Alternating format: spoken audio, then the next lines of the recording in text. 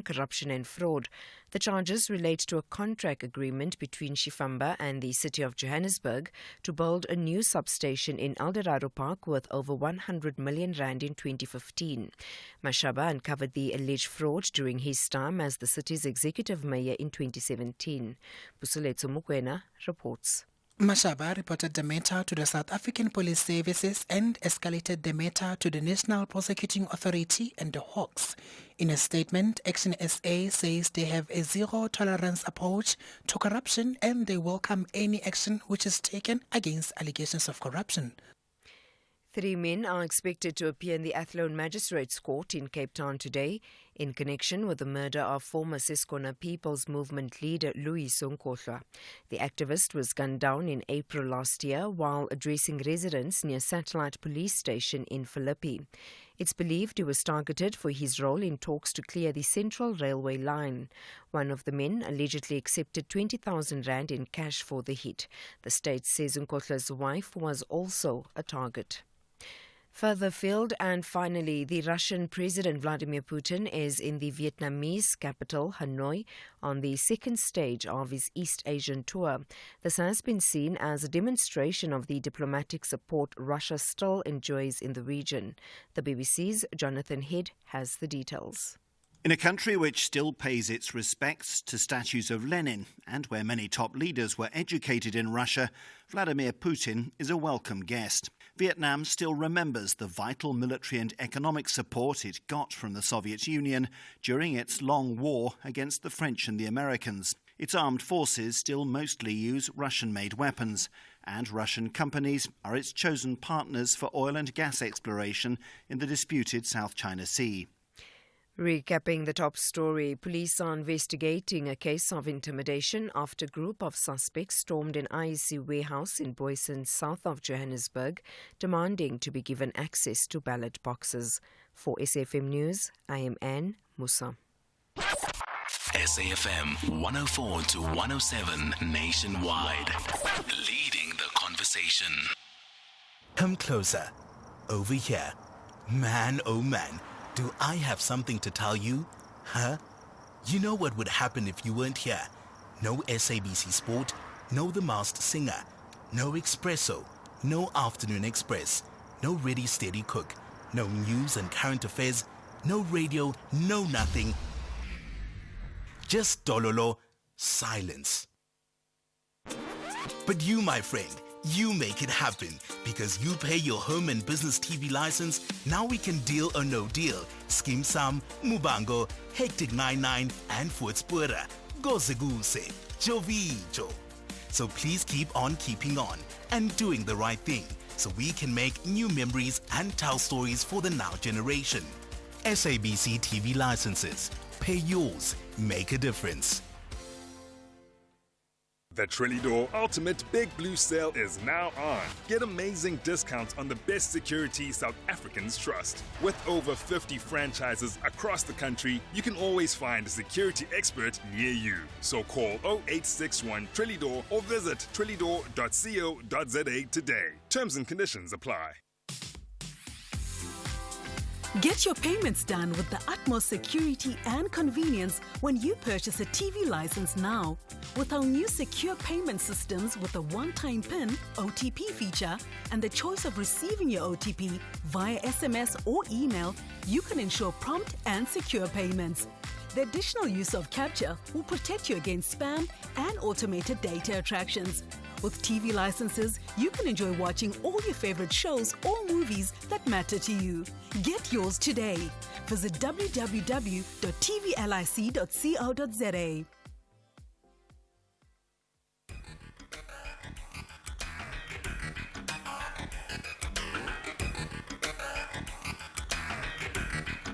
The Talking Point with Cathy Mohlahlana. Weekdays, 9 a.m. till midday.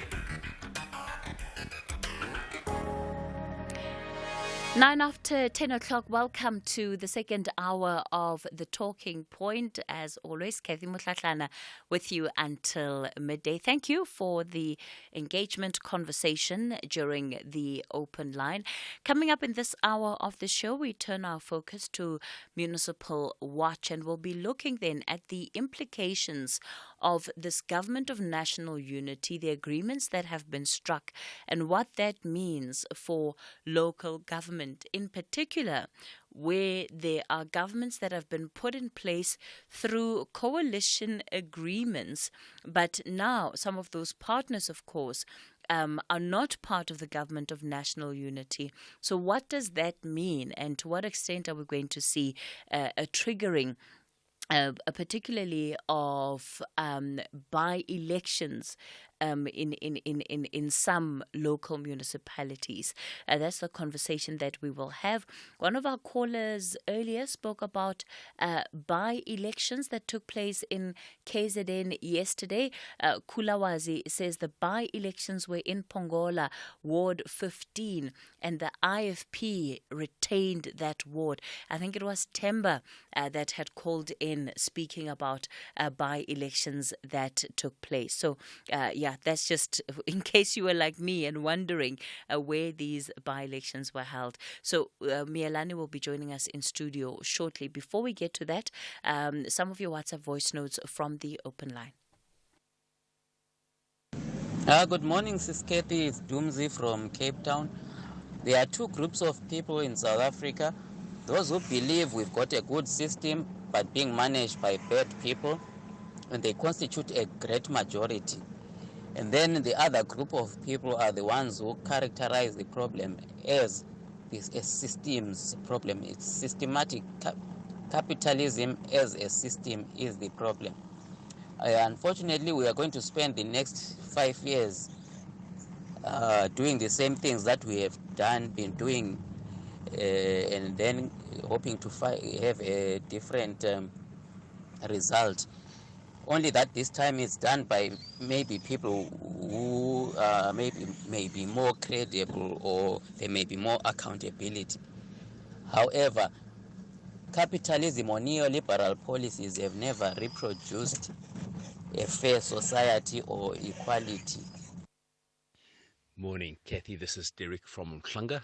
I just wanted to comment on your 16-month-old twins and you not wanting them to watch Disney cartoons.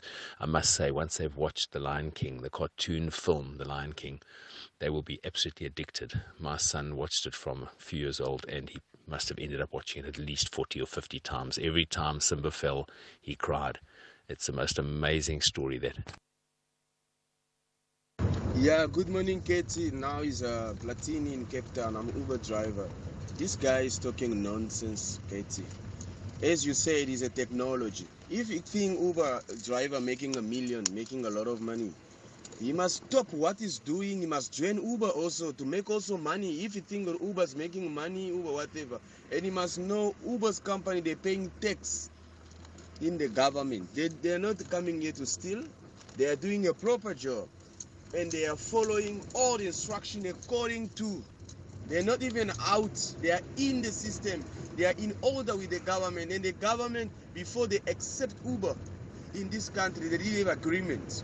It's a technology system, so it's not going to go away. He must just think like a plan B of his life to do what he can do. If you're going to join Uber, bravo. If you know it's not, he can change. He can do another job. Thanks. Good morning, Sis Cathy.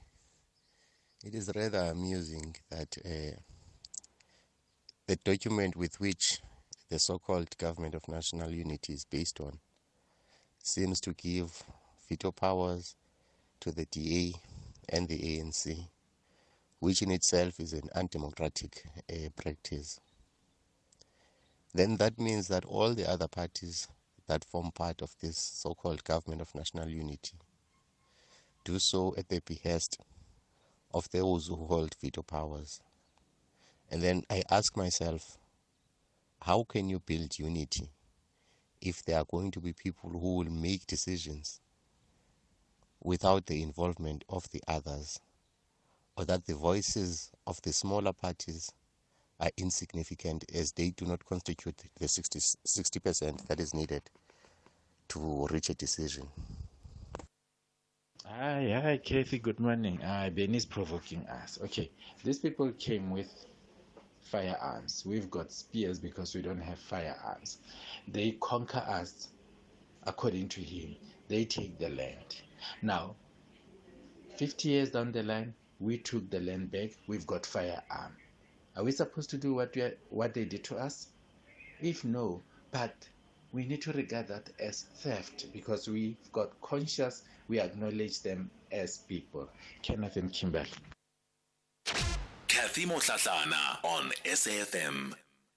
We continue the conversation on the talking point. Obviously, no surprises that Benny in the open line touched, quite, what is it? Why do I say it? Touched quite a few nerves. Yeah, that's what I'm looking for.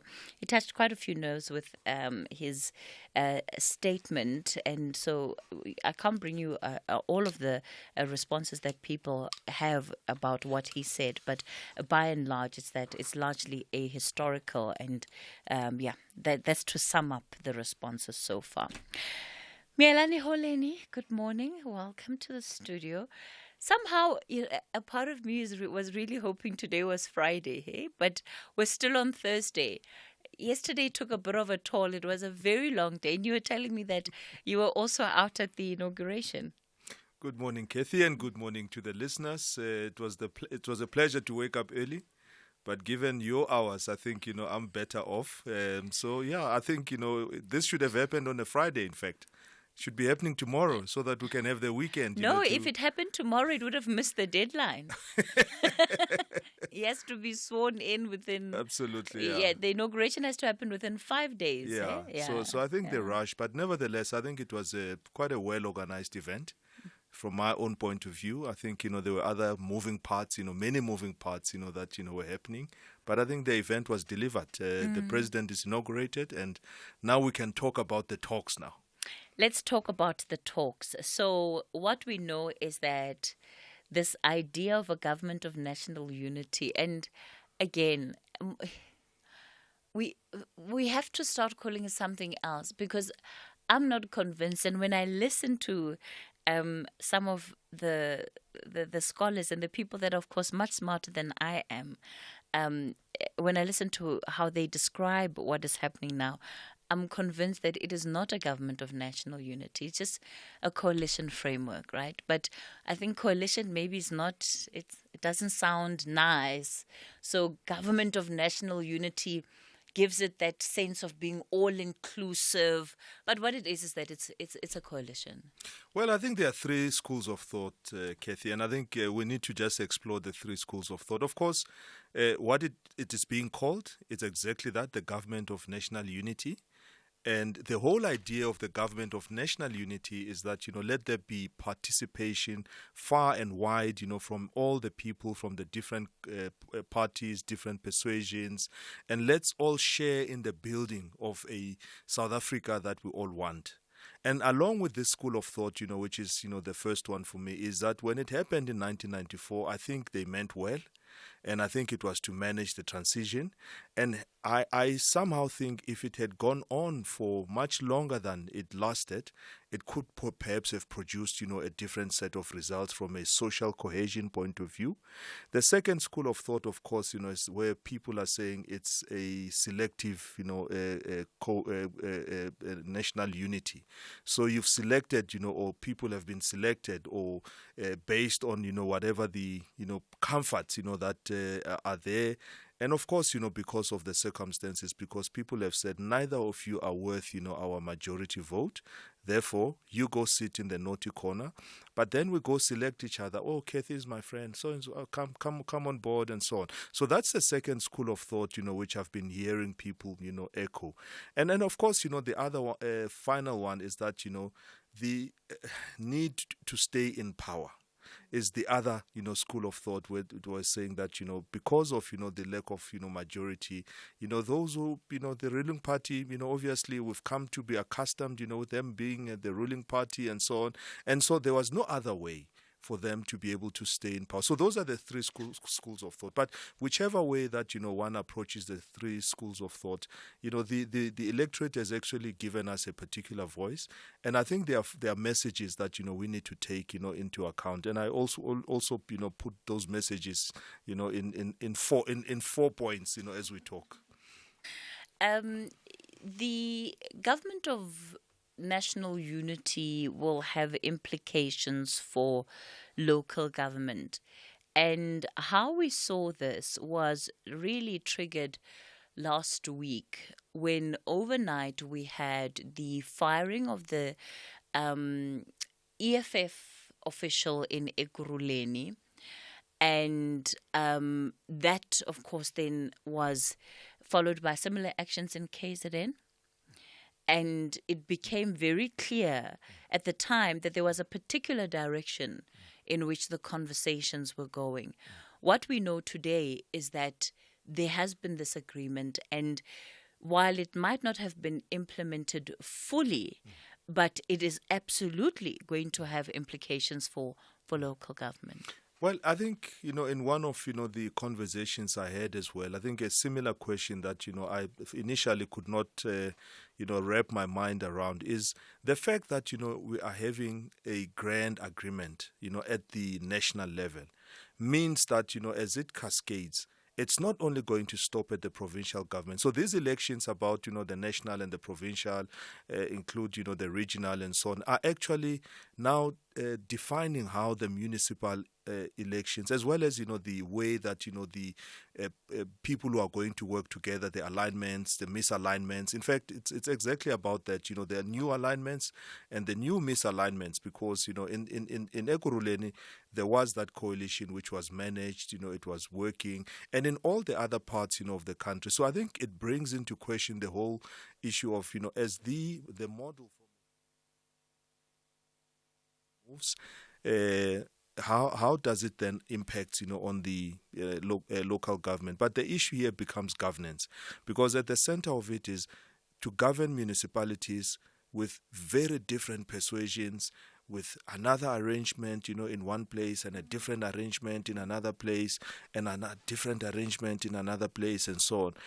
It can cause and has caused, to a large extent, confusion, frustrations, and slowing down of service delivery and so on. So this particular model, I think, brings, a different view of, if I go back to my first, scenario of, if the government of national unity had held, perhaps, this could have been something that would be accustomed to, and we would be more cohesive in terms of working together, more understanding of, what the people want, and actually try to serve the people from our different constituencies.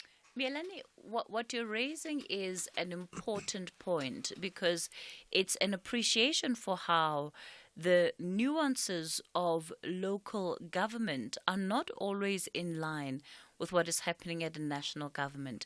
And one of the examples that comes to mind where that is concerned is at the time that the ANC in Johannesburg was entering into an agreement with the EFF, the national arm of the ANC rejected that move. They were not in support of it at all.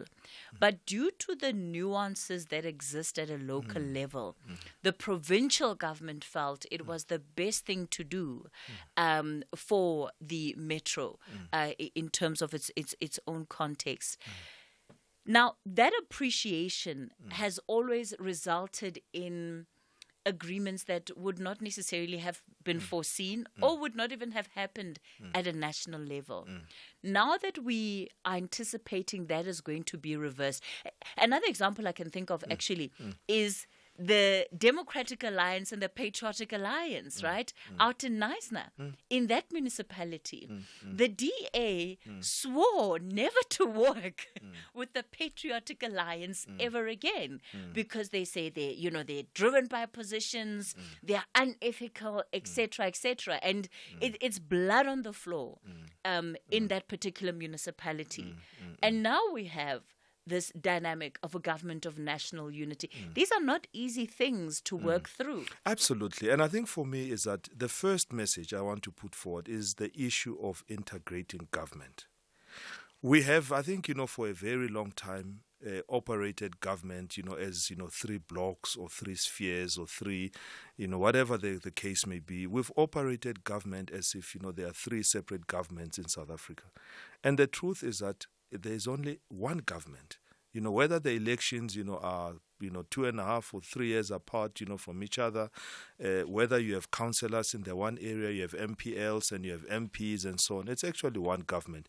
So the impact with regards to what this means that, what national and provincial must do now is to then look at, how they bring local government into this whole big, I don't know whether we'll still call it the grand scheme or the grand plan, but I think with an express purpose of saying one government, uniformity, stability, making sure financial management is applied, and even looking so far as taking some of the people that are seen to be talent, whether from a national level, provincial level, and placing them also in the local government, because that is what it should be. It can't be the fact that we govern, we sit in parliaments, we have X number of seats, we can pass legislation and so on and so forth. Whilst I think a critical sphere of what government must do is not getting on, it's not delivering, it's not working, it's in tatters, it's sometimes things work and they don't work, and mostly on the whole, what I call if government fails, you can go and give a triple A plus in terms of provincial and national, but if local government is getting an E in terms of a rating, government has failed.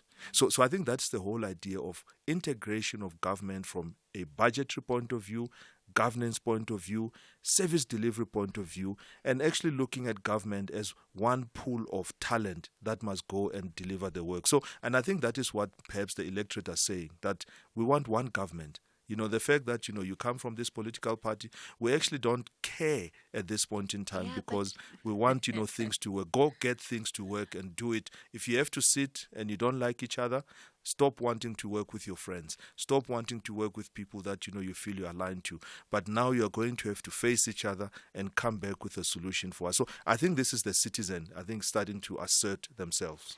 But Mohlahlana, is the separation not legislated? Otherwise, we would have had national, provincial, and local elections all in one go. So it's not one government. So the issue here is that legislated, yes, thank you very much. But what drives government in the ultimate? If you take a public works at national, you take a public works at provincial, you take the infrastructure or technical department at a municipality, they essentially are going to deliver. If it's a road that needs to be delivered, it's actually the road that is going to be national, because it will be called national because of its location and size and so on. Provincial has to then link to the same road, and municipal has to go and build, the interlinkages. So when we say integration of government, yes, there's legislation that separates, the various, functions of government. But ultimately, if the budget is pronounced by the minister, who is that budget for? Because that budget is allocated to national, it's allocated to provincial, it's also allocated to the local side. So I think for me is that the whole concept of saying, how does government work together with itself and all of its different, parts? And you can then take it further and say there are 3 siblings from the same parents. If they don't work together, to deliver whatever the function, to deliver mom and dad's birthday, it's going to be a disaster. So I think if you take such an analogy, that is what we are saying, that, integrate all of the various functions and let there be seamless, handovers with regards to how government, should be seen to work. Otherwise, go and do policy and leave the policy there, take the provincial as well as the municipal, collapse them and let them work together, change the legislation, then we go on. Because those are the permutations that we've tried to go, and we've seen that those permutations are not palatable. the MP will still want to go and sit in Parliament and get a ministerial position, whatever the case may be. At provincial, I want to be the MEC. At local, there will still be someone who says, I want to be the MMC, eventually to be the mayor. So we have a system that we have, but how best do we work with this particular system? Is that first, principle of integrating budgets, integrating even policy, and local economic development, is floundering. It's not succeeding. Yet, we'll have, an economic development minister.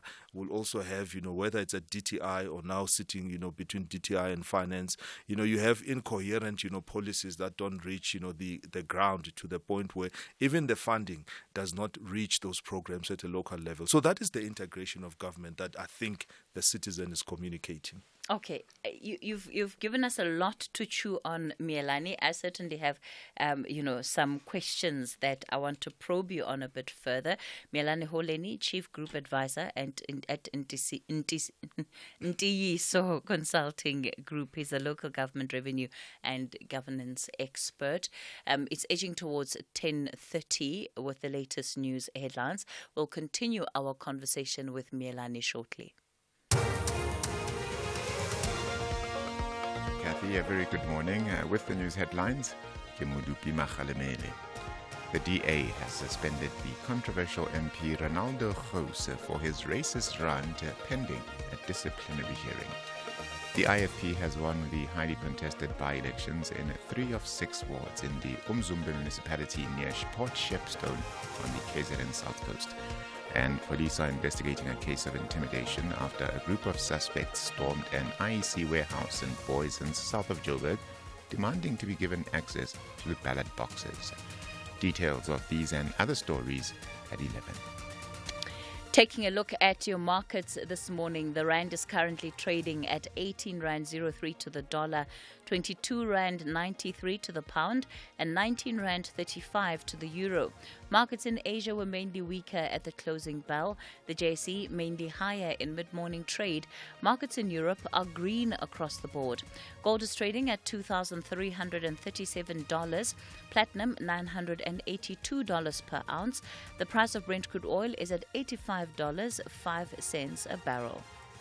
Think bigger than just a banking partner. Think a team of specialized experts supporting you to make better financial decisions to enable your growth aspirations. Think a strategic partnership providing indispensable advice to help you make the right moves. Think bigger. Think Nedbank Commercial Banking. For more information, visit nedbank.co.za. See money differently. Nedbank. We're a licensed FSP and registered credit provider. Unlock a world of benefits. Welcome to SABC's TV License Rewards program. Ready to make your viewing experience more rewarding? Say hello to perks that go beyond just watching TV. Join us today at sabctvlicenserewards.co.za and instantly receive your first reward. But wait, there's more. You can get up to 500 Rand back. Become part of something bigger, a movement where watching TV isn't just a hobby. It's a catalyst for positive change. Register now at sabctvlicenserewards.co.za and open the door to a world of benefits. Plus, every time you tune in, you're making a difference. T's and C's apply. Remember, TV license fees aren't just payments. They make a difference.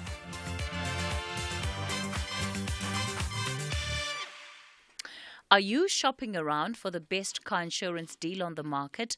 46-year-old Zanele got a great deal on her car insurance when she called Outsurance. She now pays only $1,313 to insure her white 2023 Audi Q2 1.4T FSI S-Line S-Tronic. Get an Outsurance quote and see if you could save. SMS out to 30754 now. That's out to 30754. Outsurance is a licensed insurer and FSP. T's and C's online. The Talking Point with Cathy Mohlahlana. Weekdays, 9 a.m. till midday. we continue the conversation on the talking point, looking at the implications of the shifting political configurations, particularly what we have seen at a national level, and how then this is likely to affect agreements at a local government level, and especially based on what we have already seen. Mohlahlana is Chief Group Advisor at Ntiyiso Consulting Group. So, Mohlahlana, you talked about the need for an integrated government, and there being a sense that there is only one government, effectively one budget, and it should be treated as such. And I raised the point of all of these spheres of government being legislated, and you would have to change legislation in order to do that. The other thing, of course, is that it's driving us back to the need for local government to exist in its current form. Not that we don't need it to exist, but do we need it to exist in its current form? Is that an easier conversation to be had? Because, again, it seems to come down to, in the context of a fragmented political space, political jostling, who gets what position, and not really around the administration of running these departments efficiently. So is that then the place where the conversation can go to? And if it is followed up on, we can see quicker results. So I think the way that the problems that we've seen at the local government, and I just want to then say we are going to see them at the provincial, we are going to see them at the national. Okay, so I'm answering the question in the other way, but I think the point of it is that legislation, yes, is in place, the separation of the various spheres, but really, as I say, should they be separated or not? But local government, it means in 2026 and the years to come, is still going to operate in the same way that is currently operating, and provincial, you can see as well, it's going to operate in the same way. But then it brings in this whole thing of when we say there's a governance problem. The governance problem at the local government sphere is now going to also be the governance challenge that the provincial side and the national side must now manage. So actually we're creating a lot more complexity in terms of the way that the system is. So if these systems were perhaps let's say one government, okay, you can already see that you can permeate the whole of the policies and so on.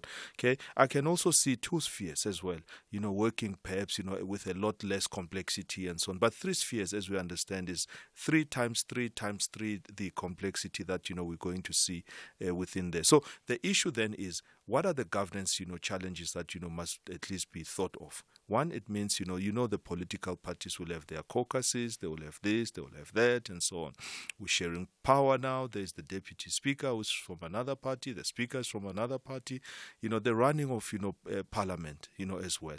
There's the whipper. So all of those positions and the different persuasions, and then the manifestos come in as well. This is what I promised my constituency. This is what you promised your constituency. Where do we then merge? Where's the commonality in all of this? So unless if the idea is to start working from the common to the less common, perhaps it's something that can start reducing. If we have to build a new power station, for instance, we all want power. We're suffering load shedding. My constituency feels it the same way that your constituency feels it. So that's perhaps a model that could be looked at to say, how do we then simplify and get to achieve the things that would need to be achieved, but also then permeate it across the board, and then enable the local government sphere to be able to be distributors, as opposed to leaving, for instance, ESCOM to always be doing the distribution, but getting in the strengthening the local government, getting the provincial government to support the growth and of the province and so on. So I think there needs to be then those clear kind of roles that says we start here, you pick it up here, we finalize it in this particular way. That's in the utopian world. Oh, you the more you speak, the more out of reach I feel it actually is. And the more of a problem it is likely to create, because what we have seen is that once you deviate from what is legislated, it has historically created the opportunity for corruption, maladministration, malfeasance. And so then without wholesalely changing our electoral dispensation, because you can't just change the spheres of government without going then to the Electoral Act and bringing in amendments there. And we've seen what it has taken just to have independent candidates be able to participate. And I'm wondering if there isn't lower hanging fruit. It just seems to me that I don't foresee a situation where the National Assembly agrees to collapse local government in favor of even the district model, where you just have local government constituted along the districts and have it then function from there. Yeah. So I think for me, I want to latch on the issue of low-hanging fruit. We have an economy which is not performing. So if the efforts are to directed towards fixing the economy in its totality, the structural issues that in the economy, the inhibitors, the fact that we're not growing, the GDP, the all of those things. I think for me, if this government focuses on the economic cluster and making sure that all of those impediments that have been highlighted, whether by economists, whether by ratings agencies, whether by investors and so on, because the reality is that if we don't fix the economy, the private sector sits with about 1.5 trillion in reserves or balances or deposits that are not being released into the economy. So the issue, for instance, of looking at three spheres of government, we should not look at the three spheres of government in the narrow sense that is being looked at currently of positions, but we must look at it in a sense of saying we can then have a working model that helps us to fix the economy, and then pull in the private sector, because when the private sector also crowds in, it means that look at the markets have welcomed what the government of national unity is. It means they've given it a chance. So it means then by extension the work to fix the economy, everyone is waiting with abated breath to see how we fix the economy. We fix the economy, we sort out the issue of jobs. I won't need to go and get a job at an EPWP, because then I have a real chance of getting a proper job, and so on. So I think that's where the fundamentals are. So whether it's low-hanging fruit or whether it's the most difficult task, but it's the most logical way to start building a South Africa that's going to absorb each and every person. Then the issue of models, of saying we have three spheres of government, become less of a noise to say I'm going to lose this, I'm going to lose that, and so on, because already now there's talk of who takes which ministries, which ministries are more strategic than the other, okay, and so on and so forth. So I think the issue here is the economy is in need of restructuring. The economy is in need of all of the people that are sitting there to say, let's stop all of this. All right. If we create jobs, that's what we're going to do. We build industry, let's build industry. I'm going to bring in one of our listeners on this issue out in the Eastern Cape. And Xolani, I already like the question that you're going to pose. Good morning. Hi, Cathy. I hope you're well. Your guest, I would like your guest to talk, since he's from an advisory space, to talk about the PFMA, which is the Public Finance Management Act, in correlation with the Municipal Finance Management Act. Because if these could be implemented the way they are, I spent some time, Cathy, I think 6 months, trying to read the Public Finance Management Act. It's a long document, 500 pages plus, and the Municipal Finance Management Act are along those spaces. I'm just an SMME person. However, what I've picked up is that the majority of guys within the local government don't know what MFMA is in that sense. But the other thing I would like your guests to talk about is the issue of job descriptions within the municipalities, including the changing of local of councillors and all, without and then no one talking about what is their expected work to do within that space. I'll listen to the radio. All right, really excellent questions, Xolani Mohlahlana.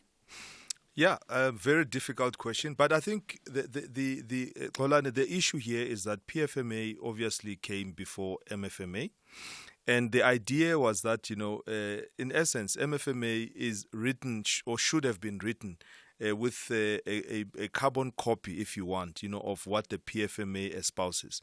But PFMA addresses a lot less complex, environment, because, you're going to end up, with the national departments are what, you see, the provincial departments, of course, each and every province sits, with its own administration. Yes, clear, straightforward.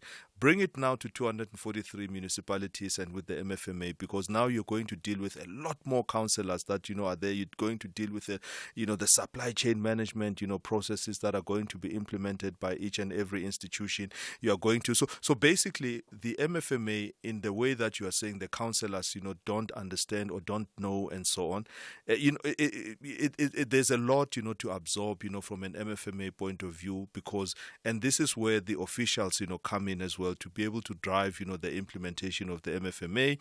And in many instances, sometimes it's just left, to the finance people within the municipality or the finance cluster within the municipality. So the issue of how those two legislations, work together, there are commonalities. And I'll give maybe a simple example. When people want to procure, they talk about, you can procure from any organ of state.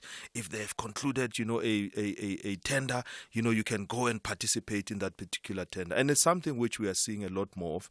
The transversal tenders that are coming out, with the National Treasury of, let's look at, how we drive, prices down, or at least make them more reasonable to purchase, whatever. Whereas, you would have purchased, a teaspoon for 40 Rand, a teaspoon actually, is 5 Rand type thing. So then, everyone else should be participating, the purchase of motor vehicles, especially from original equipment manufacturers or the original makers, and so on and so forth. So there are those areas which, you can look at and say, okay, we can at least see the similarities, but of course it's addressing two different models.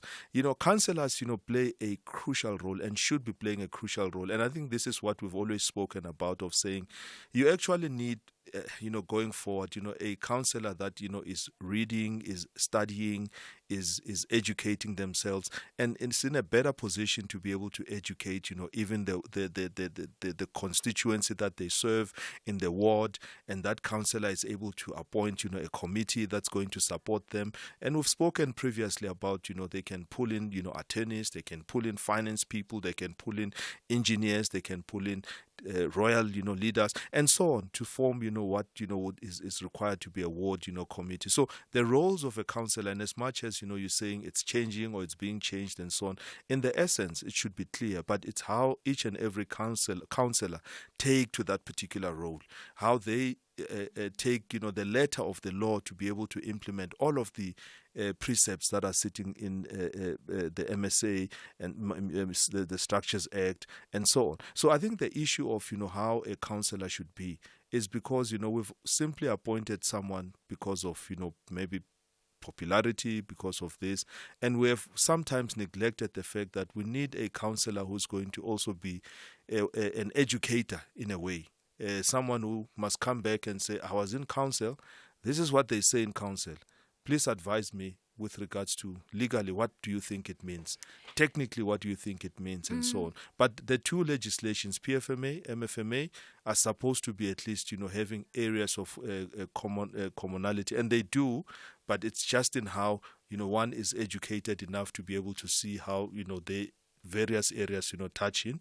And that example of, procurement, I think is one that, is loved and used and understood a lot more. But there are other areas that should also be invoked as well.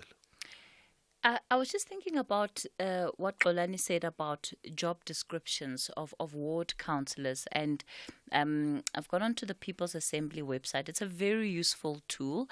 Just Google People's Assembly, you'll see the website come up, and here they've got the role of ward councillor, but the reality is that looking at this job description, right, it touches on representation, facilitators of community input, communication link between the council and community, and to monitor the performance of the municipality.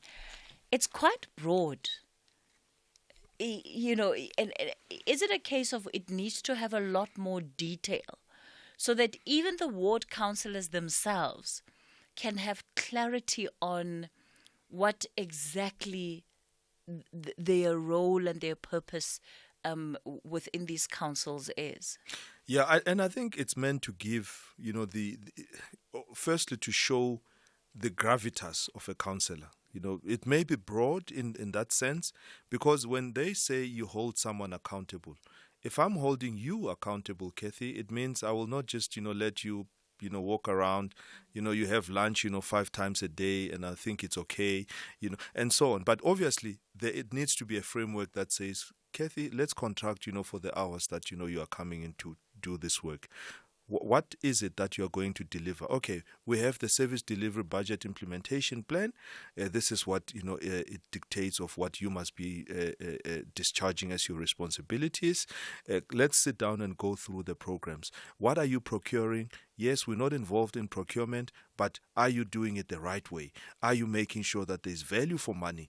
The roads that you're building. So I think for me is that and that is the part where I think, you know, it was left, you know, to the councillor and the council and so on, that councillor will be of such a nature that, you know, they would be able to understand what, you know, the oversight, you know, capabilities, the capacity and the role and the importance of it, as opposed to saying, you know, which officials, you know, are doing, you know, whatever. But, you know, they need to be creating a framework. And I like the part, you know, about, you know, link between the community as well as, you know, the council, because that is where the councillor is actually a community person. That is what it is.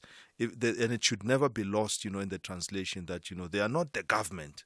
Okay, they are part of the community because they are a public representative. So the first role of oversight is, who am I representing? All right. We're going to continue the conversation in a moment. I'll, of course, take more of your calls, your contributions. You can call in on 086 000 2032, the WhatsApp voice note line 0614 104 107. Lights, camera, scalpel. Every second counts, and every cut, every thought, every action is critical. Critical. Mondays to Wednesdays at 9 p.m. on S3. Starts 11 June. Channel your best drama with BBC Primetime. Only on S3. Open up. Get private banking levels of service from an Auto & General private advisor. This exclusive service is perfectly tailored for customers with more to cover but less time to spend covering it. If you have more than a car to insure and your combined cover is valued at over 1 million rand, you qualify for this personalized service. Enjoy after-hours assistance, proactive policy management and more when you apply at autogen.co.za. Auto & General. Never not there. A&G is a licensed non-life insurer and FSP. T's and C's online. SABC Sport delivers a warm blanket this June. 3 teams are playing their hearts out in the PSL promotional playoffs, all hunting for a special ticket to the Big Boys League of Ibhola Nasemzansi. The queens of the beautiful game kick like real champs in the Hollywood Bet Super League. Foot Afrique brings you up to speed on African football, while Final Analysis wraps up your weekend. LFC TV is the ultimate destination for Liverpool FC fans, while Sport at 10 keeps you awake on Wednesdays. Dive deep into comprehensive analysis of the world of boxing on the TKO. The Journos podcast brings together top sports journalists for engaging conversations and expert insights. Countdown to Paris brings you up to speed on the build-up to the Olympic Games Paris 2024 on Saturday evenings. There's action galore in the world of SABC Sport, Boxing World Weekly, NBA Lifestyle, Youth Sport Show, Goats Like Us, Racing 92 and many more. Happy Youth Month. Proudly brought to you by SABC Sport. For the love of the game. The Talking Point with Cathy Mohlahlana. Weekdays, 9 a.m. till midday. All right, we're going to continue the conversation we're having with Mohlahlana. And so what we're going to do, Mohlahlana, I want to play some of the voice notes that have come through. But before I do that, you said that the model made assumptions that we would have a councillor of a particular caliber. Now that we know that we don't have those councillors to a large extent, do we need to have, in the way that I would have an employment contract with a list of conditions that I must abide by, while taking employment with the SABC, do we not need that for councillors, so that at some level there is some consequence management if people are not doing their jobs? Because by and large now it's up to the parties. The parties are the one that decides whether they keep councillors on or not. So I think councillors, sign a code of conduct, they sign, they take an oath of office and all of those, things that, enable them to be a councillor. There's also a lot of work that SALGA is doing to be able to school and educate and train and bring councillors, to a point where at least, they have a full understanding, a firm appreciation of the great work, that they are supposed to perform.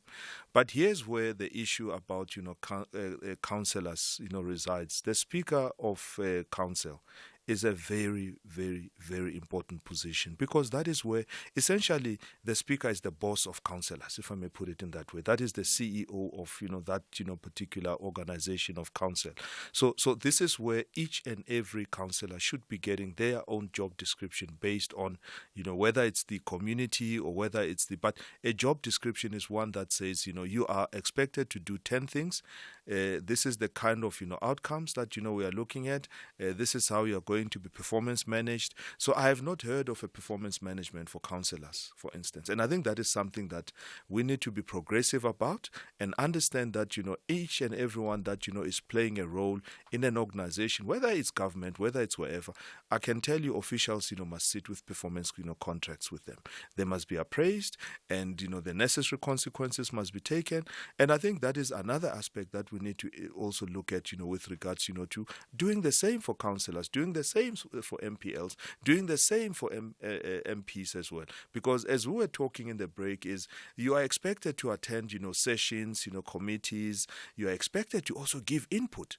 And we're also saying that, perhaps, you also want someone who's going to be able to write a position paper on some of the things that, they are seeing, because it will help, the functioning of council.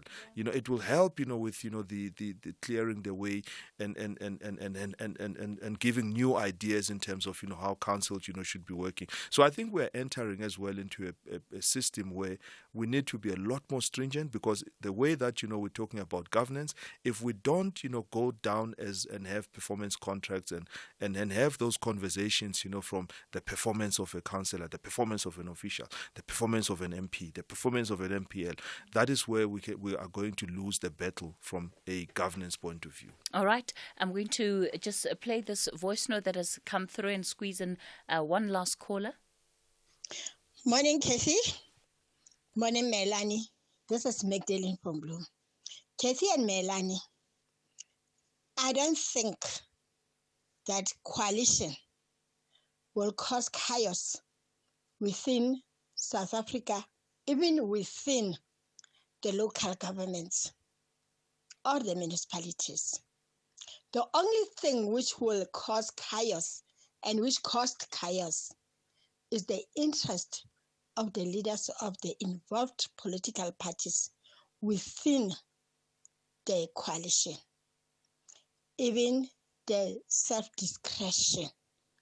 As long as they don't implement according to the bylaws, having no knowledge of municipal management, chaos will come with high speed, will accelerate in high speed.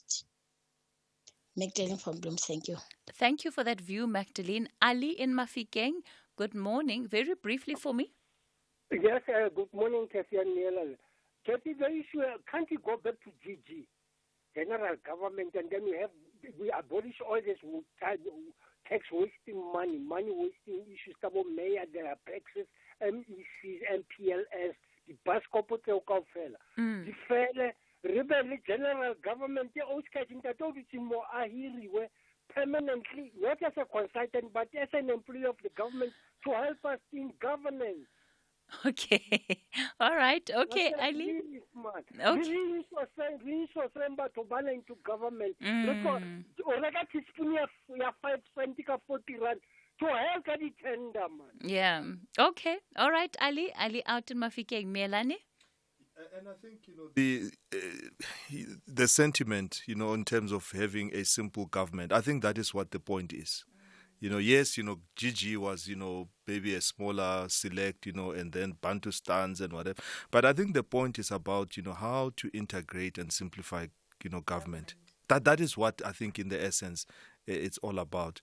And I think, one of the things that, I'm looking forward to seeing, if I may, sneak this one in, is government going to be reduced? The size of government going to be reduced? Is it going to be made, more streamlined now? Is it going, and so on? So, and I think that is where the issue is, where the citizen is saying, just give us a simpler government. Yeah. Don't give us all this complexity, and then it becomes an explanation of why it cannot be done. But give us an explanation of how you are going to do it. I think that's a good note to leave it on this morning. Melanie Mohlahlana is a Chief Group Advisor at Ndiso Consulting Group. He's a local government revenue and governance expert. It's 11 o'clock. Let's take you to the news desk.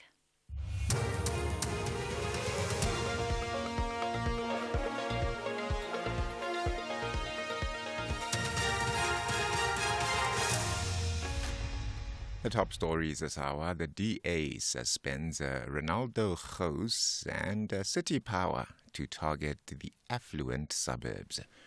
A very good morning to you. The DA has suspended its newly sworn-in MP Ronaldo Gous with immediate effect. The party says it has established that the video in which Gous uses offensive language is genuine and not a fake, as initially suspected. Gous will now face disciplinary charges. A video clip which Gous made 16 years ago has resurfaced after he was sworn in on Friday. Parliament says that it is up to the DA to deal with the matter, as it cannot apply the Code of Ethical Conduct for members retroactively. DA Federal Council Chair Helen Ziller. Ronaldo Gous has been suspended from party activities in the Democratic Alliance with immediate effect. This follows the surfacing of a video in which Ronaldo uses execrable and totally unacceptable language that are directly opposed to the value system of the Democratic Alliance. His case has been referred to the Federal Legal Commission, and if he wants to state his defense, he will be able to do so there. But till then, he is suspended from all party activities, and we await the outcome of his disciplinary hearing. Eastern Cape Police are looking for two suspects who shot and fatally wounded two people in Truckers Inn at Markman in Gqeberha. It is alleged that the suspects jumped into a white vehicle and drove off immediately after the incident. Police spokesperson Priscilla Naidu says at this stage the motive for the murder is unknown. It is alleged that at about 08:55, Tabila Adonis entered the shop at the garage when the two suspects who were already in the shop approached him, and one of them shot him multiple times. The suspects then ran out and approached George Brainkeys, who was standing outside. On seeing the suspects, Brainkeys started running but was pursued and shot twice before succumbing to his death. The suspects jumped into a white vehicle and drove off. At this stage, the motive for the murders is under investigation. The IFP has won the highly contested by-elections in 3 of 6 wards in the Umzumbe municipality near Port Shepstone on the KZN South Coast. After the by-elections, the previously ANC-controlled municipality is now a hung council, with the ANC and IFP both holding 17 seats. The by-elections were held after the expulsion of one councillor and the resignation of a further 5 ANC councillors. All of them joined the MK party. While the MK party contested all 6 by-elections, it only managed to win 1 ward. In by-elections in other KZN municipalities, the IFP took a ward from Abantu Batu Congress in the Umvoti municipality and it took a ward from the ANC at Mtonjaneni. In Newcastle, the DA won a ward from the ANC, and in Umzimkhulu, the ANC retained its ward there. Police are investigating a case of intimidation after a group of suspects stormed an IEC warehouse in Boysen, south of Joburg, demanding to be given access to ballot boxes. Police say the group attempted to gain access to the ballot boxes, saying they wanted to ensure that all the ballot papers had been counted. Police spokesperson Athlenda Mate says that they're analyzing video footage from the premises. Look, the investigation is still underway. We are studying all evidence at our disposal, and investigations are continuing to find out what the motive is and who these people really are, so on. But we are working closely with the IEC officials in this matter to try and get to the bottom of this matter. And like I've indicated, we are studying all evidence at our disposal. And Joburg Power Utility City Power says it is ramping up its efforts to disconnect non-paying customers with a particular focus on the affluent areas. This includes suburbs like Midrand, Steyn City, Bryanston and Kyalami, which collectively owe over 500 million in unpaid bills. Earlier this month, City Power started implementing load reduction during the peak times in the high-density areas and in suburbs with concerning usage levels which threaten to overload the grid. It revealed last month that thousands of affluent customers and businesses were stealing electricity by bypassing their smart meters. Here's the city's Nyaniso Jeku. We fetch arrests as well in cases where we find that people have disconnected themselves, but we find that some are not even there. So we act outside, like we remove the meter that is outside and things like that. But it is illegal. Hence, when we go there, we go with police, we go with Metro Police. It's a multidisciplinary approach. Services which could be invested in many other things that needs to be done in the city, and that we go to these places. The top story this hour, the DA has suspended the newly sworn-in MP Ronaldo Gose with immediate effect. For SAFM News, Kemudupi Makhalemeli. SAFM 104 to 107 nationwide, leading the conversation. Top Sport with Michael Abramson. Professor Christa Janse van der Rensburg from Pretoria University, who's the head of the section of sports medicine, the impact of sleep on performance generally, and just how sleep works, why it's important to get a good night's sleep, what it does for the mind and what it does for the body ahead of potentially a big sporting day, maybe the next day. Sleep is essential for overall health and well-being, not only for athletes, but also for athletes to help with recovery. A few things that are important when you sleep, you allow your heart to rest and your cells and your tissues to repair. So this is very important for your cardiovascular health, and also specifically now in the winter times to prevent illness. Top Sport on SAFM. The Market Update, Monday to Thursday, 6 to 7 p.m. Want to stay ahead of the financial game? Join us tonight from 6 to 7 p.m. for an insightful journey through the day's market developments, financial updates, and investment news. Tune in for your daily dose of financial intelligence as we navigate the twists and turns of the financial landscape with expert insights. Only on the SAFM Market Update. SAFM Market Update with Jimmy Muyaha.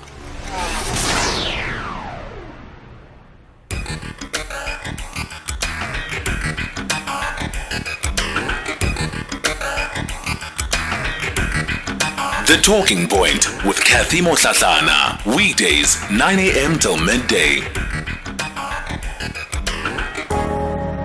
Good morning, Cathy. It's Judy here from KZN.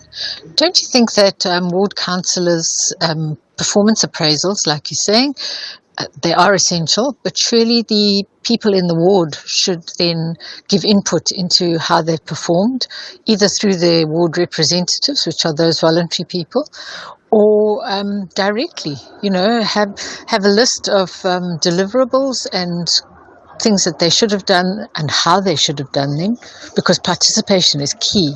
And encouraging participation and ensuring people are informed so they can participate meaningfully is essential, and that doesn't happen. Thank you. Cathy and your guest, this is Zanele in Durban. Cathy, this shouldn't be ignored. When the political parties, especially the ruling party during the campaign, even now, they're talking about creating jobs for job opportunities, employment for the youth. But the truth is, the youth won't strengthen the economy alone. Whereas the youth can't take care of the household for the whole family alone. What is being said by the middle-aged people, those who are willing to work, those who still want to work, but who are being sidelined by the system of prioritizing the youth? Thank you.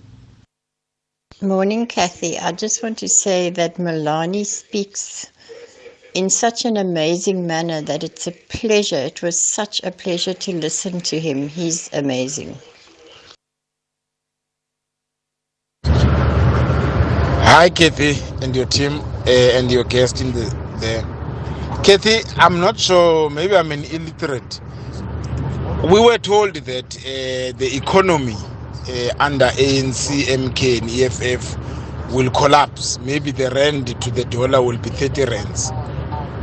So now, I have not seen that much change. I know it has decreased to about 17 rands, but I would have thought it was going to go to about 15 rands, so that then we can really see changes in terms of prices and everything in our economy.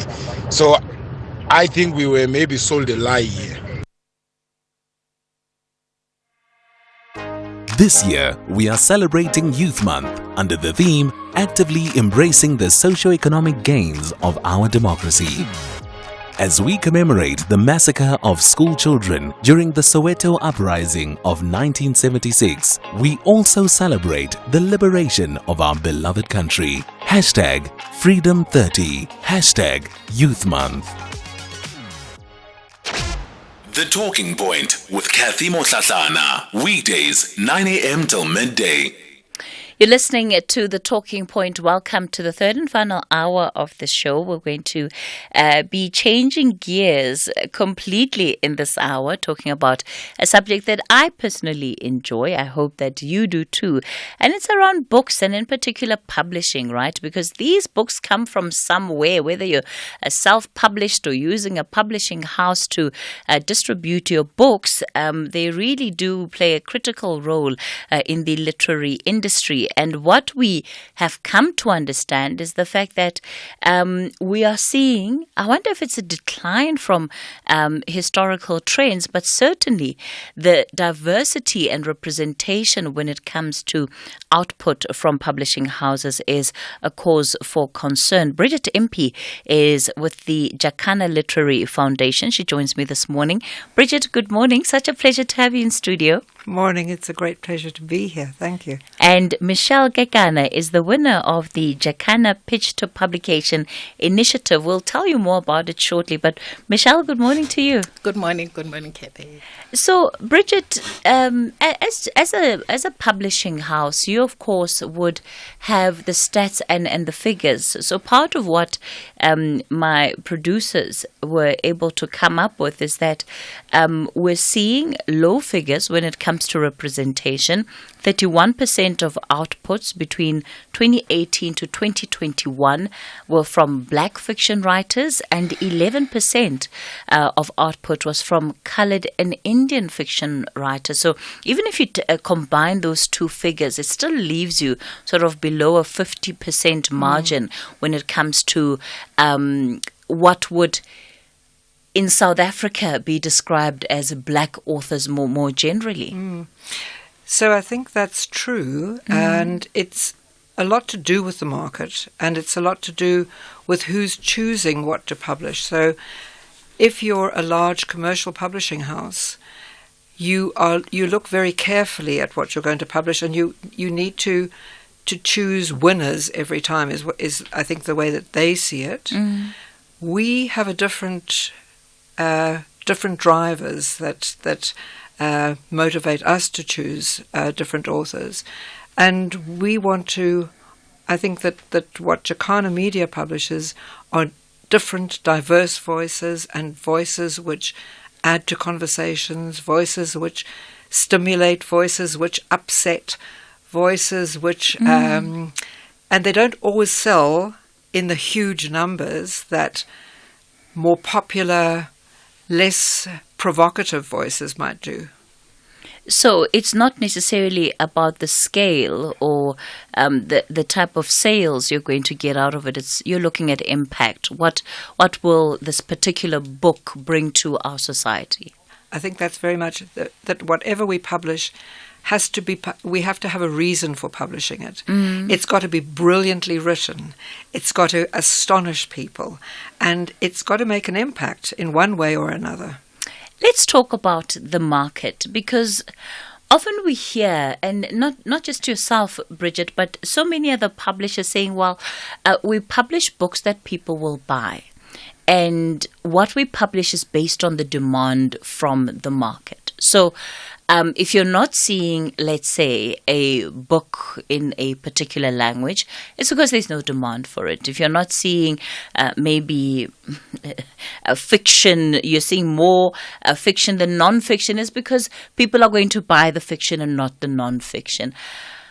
How do you determine what it is that people want? Because at the end of the day, if I go to a bookstore, I'm going to pick based on the options that are on the shelf. I think that our strapline is we publish what we like. So we don't always wait to be informed by a market. We look at the kind of books where we see gaps. And I think that publishing in local languages is a big gap. It's a huge gap. And we're so pleased that we've been able to work. There's a brilliant initiative running with the DSAC, Department of Sports, Arts, Culture, that one, and FASA, which is a literary organization. And they've come together to support the publishing of books in local languages. And we've just published 5, which are in exclusive books, front of store. It's brilliant. It's going to change everything. It's just a great initiative. Michelle, as an author coming into a space, being aware of these numbers and just how representation is sort of geared against black authors like yourself. Yes, what is your frame of thinking before you won the competition? Because of course now things look different for you, but before you won. My frame of thinking has always been, I've always tasked myself with creating things that I wish existed in the world. So it was never about the market as such. Black people, and black women, have always existed in the margins of the literary spaces. I think it was Toni Morrison who says we exist in the margins, the blank spaces, right, who are unwritten about. And no one can bestow a voice upon you. You have to take it upon yourself. The manuscript was completed and it didn't have a home. I didn't have a publisher. So I was just sort of hoping that it would get a home. But I had to bestow the voice upon myself, saying, I'm going to write the story and it'll make its way into the world. And it did. And I understand that, it's not as easy as that, there's an interplay of luck and timing and publishers like Jacana. So all of those factors had to come together and serendipity, to get me into this space. But just create stories that you wish you could read. That's always been my thing. Give us a bit of your own background, Michelle. What do you do? Have you always been an author? What's your story? Okay. I've always loved writing. Or what do? I'm a freelance writer, right? for online, a literary magazine. But before that, I taught. And even before that, in my early 20s, my first big girl job was at a library. I loved it because it was in a Catholic school. Okay. So I sourced out books and presented them to the girls. So like the library was the least quiet space in the school because it was like a place of conversation because of like, you have to read this, you know, and because I find that literature can be a guide into how you live your life. So if a girl was going through a hard time, like parents getting divorced, I'd be like, you need to read a book so that they can see themselves and their experiences out there in the world, that they don't feel alone. So like for me, literature has always been vastly important. I mean, it helped me navigate life. I don't know what I'd do without books. It's one thing working in a library. It's another seeing potentially one of your own publications being those that are available on offer as an option to sign out of the library. Where did that sort of the switch come from? How did you then decide that actually I want to write my own book? I think it was a mixture of, like, I didn't see myself represented in the books that were available, right? The school had a certain budget and you had to go and get books, and there was like a number of black girls in the school, but none of them spoke to them. So I was like, that's problematic, because how do I relate? How do I make this girl relate to a book where she now has to be in England or in the United States, whatever, when she lives here, when her experiences are vastly different? I mean, the human experience has commonalities, but sometimes it's nice to open a book. Representation matters. So that was, and the other thing, it was just, I suppose, conceit, saying, like, actually, I can do this. I can actually do this. Yeah. And I started writing longer pieces, I think, on social media, and that's how I got my first paying, like, literary job, because people would read me. And there was a girl who worked for Funza who said, actually, my company would like you to write for us. And she was like, for money? I was like, oh my God, wonderful. Like, my two favorite things. You're like, you don't have to ask me twice. My two favorite things, money and literature. Yeah. So that's how it started. But I think, like Bridget says, representation does matter. We have to look beyond market forces. Yeah. Like, we can't only look at the value of things based on the capitalistic, value of them. We have to look beyond. I want to latch on to what Michelle is saying about diversity and representation. And so when it comes to seeing oneself as, let's say, then a young black person in books, didn't really happen much. But going to a former Model C school, I think that being aware of that lack of representativity wasn't necessarily the case, because you are socialized in a particular way. So we are all reading the teen series of this and that and the other, and nothing seems wrong with the picture. But as you grow up, you begin to realize that, no, actually, but why didn't I have this book in my library? Why didn't we have that book? Why was I only reading this? And now as a mom, going into bookstores and trying to find bookstores that I think, okay, I want to buy this book for my kids. It's difficult because I was saying earlier, to our listeners, that you find Disney, Frozen, all of these people. And I'm like, I don't want Frozen. Who is Frozen? I haven't watched the movie. I don't want to watch the movie. And my kids can make a decision about watching the movie when they're 10. But as long as I'm in charge, I don't necessarily want to follow that particular way of thinking. And yet, you don't have much of an option, because it's either you buy Frozen books or associated fictional characters, or you don't have books at all. Are you directing that at me? Yes. Well, I think you have to shop around. Yeah. Because those books are there. And if you think back to 2017, when Kapana Matwa wrote Coconut, before she was 21, yes, from taking the story of her life at her former Model C school. And that book sells and sells. It's a book that talks to that experience. So many people recognize themselves in that book. And we've sold more copies than we want to count up, because it really and truly has been an enormous success. So those books are around. You can shop on websites. Which I do. I guess the point that I'm making is that it's not as easily available.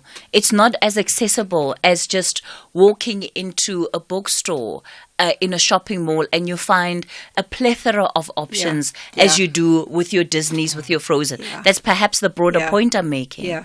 And I think that is a difficulty. And I think it is a difficulty that we in South Africa run into every day. But those books are there, and we all just got to work a little bit harder to find them. They're out there. We need the publishing houses to change that, right? We are doing it. We're doing it. So, one book at a time. One book at a time. So let's then talk about the initiative that you are running, From Pitch to Publication initiative. Tell us more about it. It's such an exciting initiative. This first started before COVID, when we were going through our submissions inbox, and we get in hundreds of submissions. It's such a sadness, because so many people are writing. They're not getting the support that they need. They're writing in their little isolated rooms at night after work. They're writing away, and along comes those manuscripts. And we don't really have time to meet with those people and to be able to go through their scripts with them. So we thought, what about if we select a number from our submissions box and invite them to come in and pitch to us? And it's a kind of dragon's den. I think it's a nerve-wracking experience for the authors that have to come and do it. But what a richness comes through that selection. It was a microcosm of South Africa. We had heart transplant stories, we had romances, we had crime, we had true crime, we had absolute avant-garde fiction coming through. So it was a joy to see. And this came about through funding that we got out of the blue from an American foundation, Hawthornden, who saw the work that we're doing and decided to put some money into it. So that has made it so much easier to run these kind of initiatives. So when then you get, I'm assuming it may have been an email to say you have been selected to be part of this initiative. What happened next, Michelle? Oh, initially screams, obviously, when reading Look, the email. Things are really looking up for you, right? First you're getting paid to write, and then now suddenly, yes. And to take it back, I think I'm grateful to companies like Jacana for having open calls. Like most of the big 5 publishers do not take in unsolicited manuscripts, so you have to have an agent and who then represents you. So the mere fact that they still allow us to come as we are without being agented and present our work, I think is beautiful. So I did that on the absolute last day, as is my culture. So on the 30th, I submitted, and somewhere in March, I got an email that's out of the 700 manuscript, we're one of the 13 selected to pitch. I was so excited, and immediately after the excitement, there was fear, because now you have to speak about your book for 20 minutes and be a good custodian to the story. I had to, in 20 minutes, sort of bring the message across that this is what the story is about and make them love it as much as I did. And it was a nerve-wracking day completely, because I was the last to pitch. So my nerves and my excitement had the whole day to wrestle, and my nerves won, obviously, but I was able to be a good custodian to the story. So I'm very pleased about that. Let's talk a little bit about the story now that you're good at elevator pitches. The manuscript is titled "The Fragile Mental Health of Strong Women." Already so much just from that choice of title. Yes. But perhaps talk us a bit through what this book is about. The book is about black women, basically. You know, it's like the whole cliche. Ironically, I already knew you were talking about black women. Yes. You didn't even have to tell me it was about black women. Because anyway, where you see strong women. that's why we get left with the babies, because exactly, we're strong. Exactly. Absolutely. But it is exhausting, I think, to come from a culture where there's strength expected without support. You are supposed to just go through the hardship, not complain, not fall apart, just go through it. And that takes a toll, obviously, on the mental health. It does. So the story follows 3 characters, 3 women who are battling with mental health issues. And I think it was an important story to tell because your relationship with yourself is the longest relationship you're ever going to have. And it's the one relationship you cannot give up on. You cannot get a divorce. You cannot, do you know what I mean? So it's between strong black women and their psyches. So what do you do when you're not strong, when there's fragility there? And it asks, can you be fragile and strong at the same time? And when does strength bring about fragility? Because if you always claim to be strong, then more things are going to be put upon you, and that can collapse you. So it's about those women, and I see myself in them. It sounds like an absolutely fascinating book. I not only see myself in what you have said, I see my sisters, I see my mom, I see all of the black women around me. I can see how they would be touched by such a story. We're going to continue the conversation with Bridget and Michelle in a moment. It's 11:30. I'll, of course, also take your calls, contributions to the conversation. I forgot that part. You can call in 086 000 2032 is the number to dial. 086 000 2032. On the WhatsApp voice note line 0614 104 107. It's time for the latest news headlines. A very good morning to you. With the news headlines, Cathy Mohlahlana. The DA has suspended the newly sworn-in MP Ronaldo Gouws with immediate effect. The IFP has won the highly contested by-elections in 3 of 6 wards in the Umzumbe municipality near Port Shepstone on the KZN South Coast. And there are growing fears of the war in Gaza spreading after a televised address by the head of the powerful Lebanese armed group Hezbollah. Details of these and other stories at midday. The Talking Point with Cathy Mohlahlana. Weekdays, 9 a.m. till midday. All right, we continue the conversation on the Talking Point. We're looking at the need for diversity, for representation within our literary space, and in particular in conversation today with Jacana Literary Foundation and the work that they've been doing to bring us more of these authors that they've uncovered through their pitch to publication initiative. So Bridget MP is with Jacana Literary Foundation, and Michelle Gagana is the winner of the Jacana Pitch to Publication Initiative. Tabang, you are calling us from Johannesburg. Good morning. Yeah, good morning. My major concern is, the talent, black talent that is being destroyed by Tabang. Hello. Yes. Tabang. I don't know if you have us on loudspeaker, but I'm going to ask you to please maybe bring your handset closer to you so that we can hear you more clearly. Yeah, I hope you can hear me. That's much better. Thank you. I'm sorry about that. Look, my concern is about black talent. Black talent. Not every one of us was born to work in a company, or to own a company, or to work in an office or somewhere, or become a musician. Some of us we were born to write. Now, I come from the family where that is basically how we grew up from childhood. We've been writing. I'm sitting here in a family of 5 children, and my mother, who was also a writer, although she's now very old. But now, many of these black manuscripts that write about black tradition and black culture and black drama are not being able to be published because in South Africa we don't have companies that can that can publish like Sesotho material, Sesotho books. And I think it was about close to 20 years ago when Jacana came into being.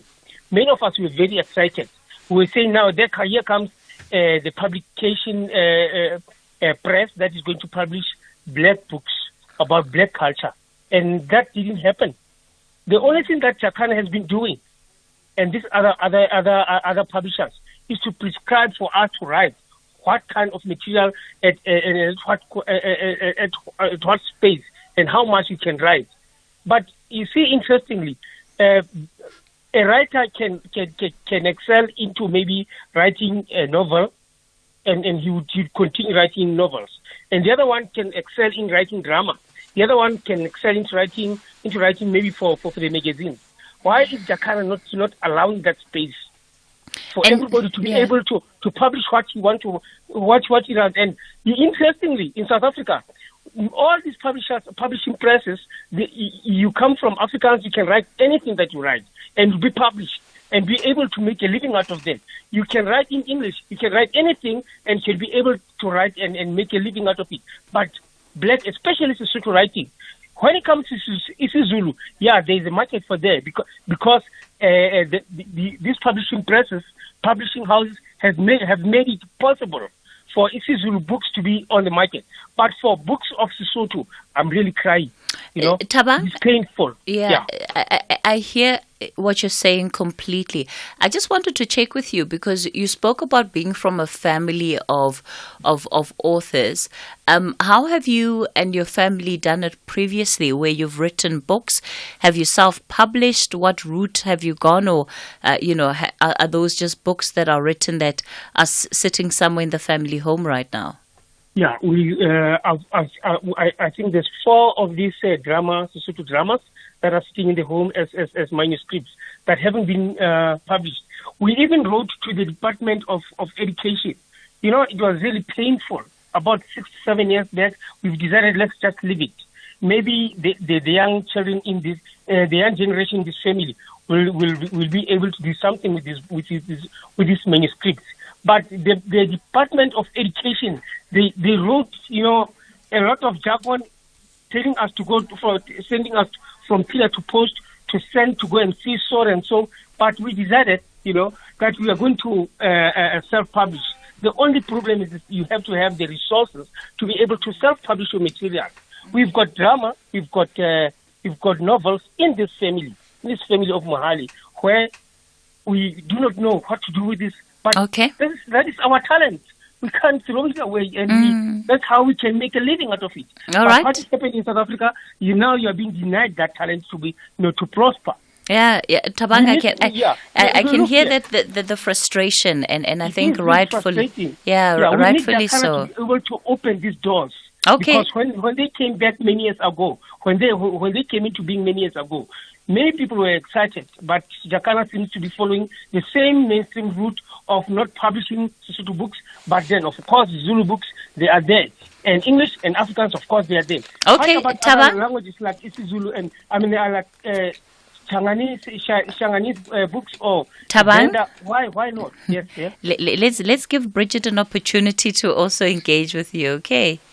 Okay. All right. I'm sorry. I'm very sorry.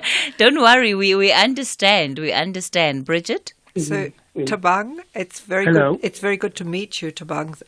And My pleasure. I understand. Gosh, it is so tough. It really is tough to be a writer. And I understand your frustration at not having your books readily available and published by publishers like us. Yeah. But we received, just to let you know how difficult it is, we received 700 applications for which came through. Out of those 700, we would, if we are lucky, might publish 5. So it's not everything that comes through. We're a company, we have 10 full-time staff, and we have wonderful interns supporting us, but it's not easy to publish in the volume that would be needed. But we have a very active Department of Sports, Arts, Recreation and Culture, DSAC, and they are putting out calls for manuscripts in languages in Sesotho. And ANFASA is the organization that is supporting them, and it's ANFASA, ANFASA. Get in touch with them and find out when. There's just been a call. I'm not sure if it's closed yet, but I'm sure there will be one following on. And from those calls, they're publishing 20 manuscripts at a time. So it is starting to make inroads, and this is what can change things. And once we start having books in local languages in bookshops, it's going to make a huge difference. So there is light waiting there, quavering at the end of the tunnel, and you need to grab a hold of it now.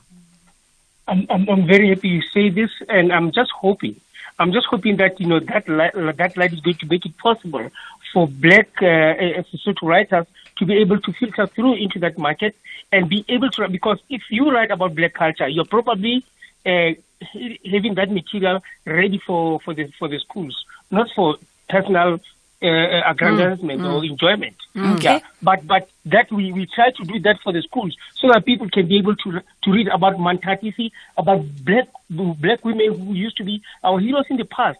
And that is not happening. We can only read about Nandi and the isiZulu or Afrikaans leaders. But when it comes to Sotho, nothing.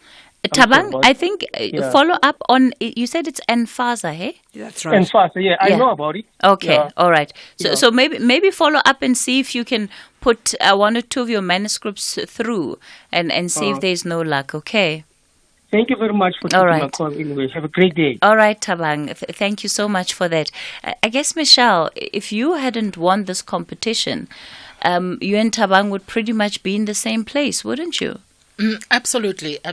I think I'm a bit better off in that I write in English, I suppose. Yeah. So, because, publishers are profit entities at the end of the day. So I suppose writing in English opens you up for a wider audience. So for them, it's easier to take it if you look at it that way. But I understand Tabang's frustration entirely. But I'm not sure about the preference of Zulu. Look, I guess what he's saying is that you are more likely to find isiZulu and isiXhosa books readily available in mainstream bookstores than you would a Sesotho book. Actually, you're making sense because when you think about IEB schools around the Gauteng area, as an additional language, they mostly have isiZulu. Yes. So which opens up that portal.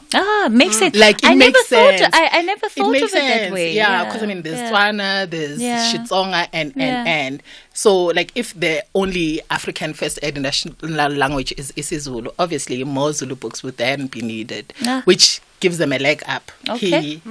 All right. Makes sense. Let me bring in then the contributions of our listeners to this conversation. Hey, Cathy, my name is Charlie Peterson. I'm an author, self-publishing author. I'm trying to get through, interesting topics, but hey, we are struggling as authors in this country. I don't know what needs to be done. Firstly, you struggle to get your book there, and secondly, you also struggle to get your own people as South Africans to read your book. I don't know what can we do, as authors and self-publishing authors to get through this, because these publishing houses are stripping us, They are very expensive. It's not worth it to go to to a distribution or publishing house. That's my 5 cents. Hi, Cathy.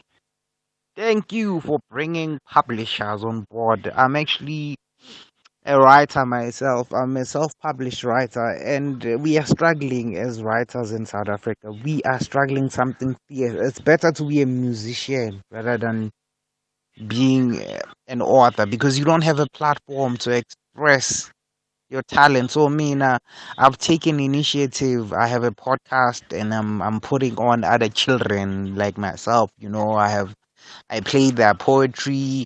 I'm trying to organize that we have a show where somebody gets their book read, or they read their own books. So it's a struggle. We are struggling to sell. I've only just started selling now one copy, and I published last year in September. And what bothers me is that this book that I wrote is an evolution waiting. It's a revolution waiting to happen, because this book is just it's gonna change the world as we know it.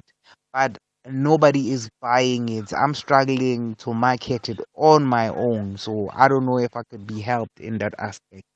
Thank you. Hi, Cathy. Interesting topic. I love books and I buy hard copies.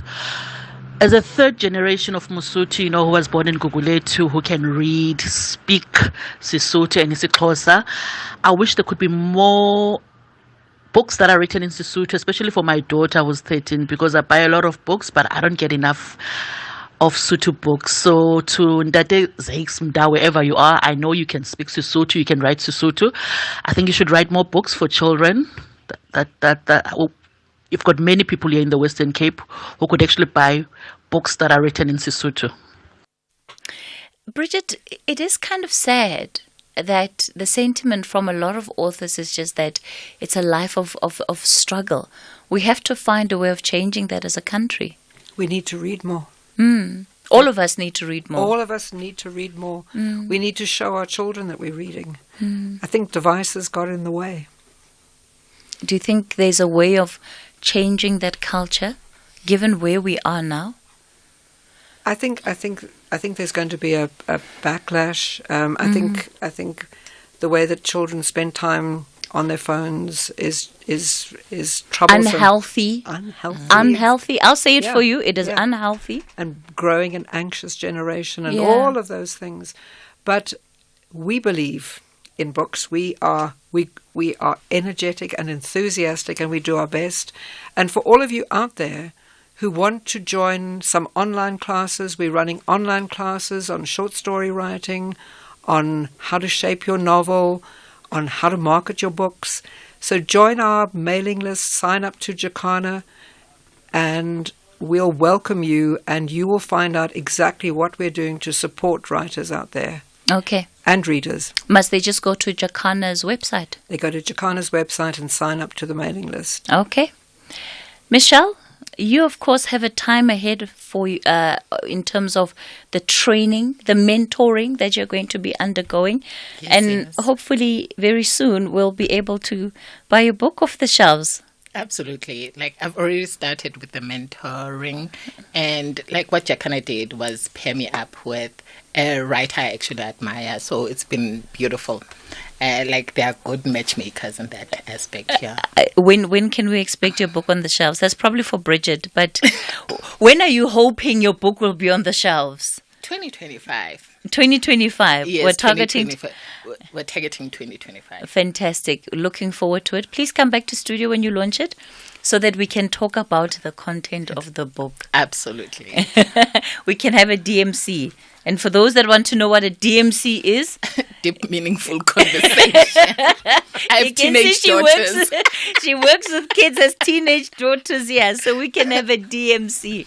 Bridget, thank you so much for coming into studio. Your parting shot. My parting shot is read. Buy books, support the industry, support those writers out there who really need every bit of help they can get. All right. Let me thank you both for coming into studio. Bridget MP is with the Jacana Literary Foundation, and Michelle Kekana, the winner of the Jacana Pitch to Publication Initiative. That's my lot for the day. The show back with you again tomorrow as we wrap up the week. What a week it has been.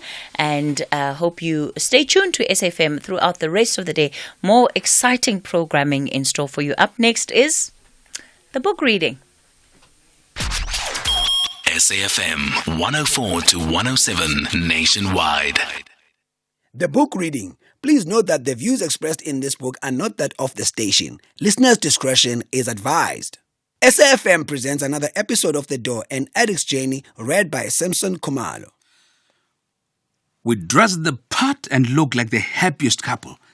Sometimes my wife and I would be in the middle of an argument when we got to church, but I would pretend that we were lovey-dovey, and when church was finished, even before we left the gates, we'd be back to our argument. My kids were doing relatively well in their private schools. My wife had a child already, Khotso, and when I deployed the delegation to negotiate lobola, it included him. That's what you do in my culture. There's a Sotho saying, "Kgomo re e gapa le namane ya yona." Marry the child as well if your potential wife had a child with another man before you met. What a beautiful boy he was. So we had started off as a blended family, adding my nephew Sbusiso to the mix as well. For all intents and purposes, they were my sons. Even though they weren't biologically mine, I became a good father to them and I watched them grow to become handsome young men who finished high school. Khotso finished first and went on to study law. Sbusiso, when he finished high school, came to me and said, "Dad, I want to go to university in Pretoria and study food technology." I thought that was brilliant. I taught them at an early age that I would never choose for them as they must learn to live with the consequences of their choices. I would be there for them as a parent, but responsibility is what they must learn and accountability must be first and foremost in their minds. Even the clothes I bought for them, they had to choose. I wasn't going to wear the clothes, so it was their choice. So Sbusiso made his choice to go to Pretoria. Like any other parent, I was concerned, especially as he didn't want to stay on campus but wanted his own flat. My nephew Dumisani was an engineer at Ford Motor Company and was living alone, and after chatting to him, he agreed to house Sbusiso. I asked Sbu to at least acclimatize himself with Pretoria, his surroundings and the school.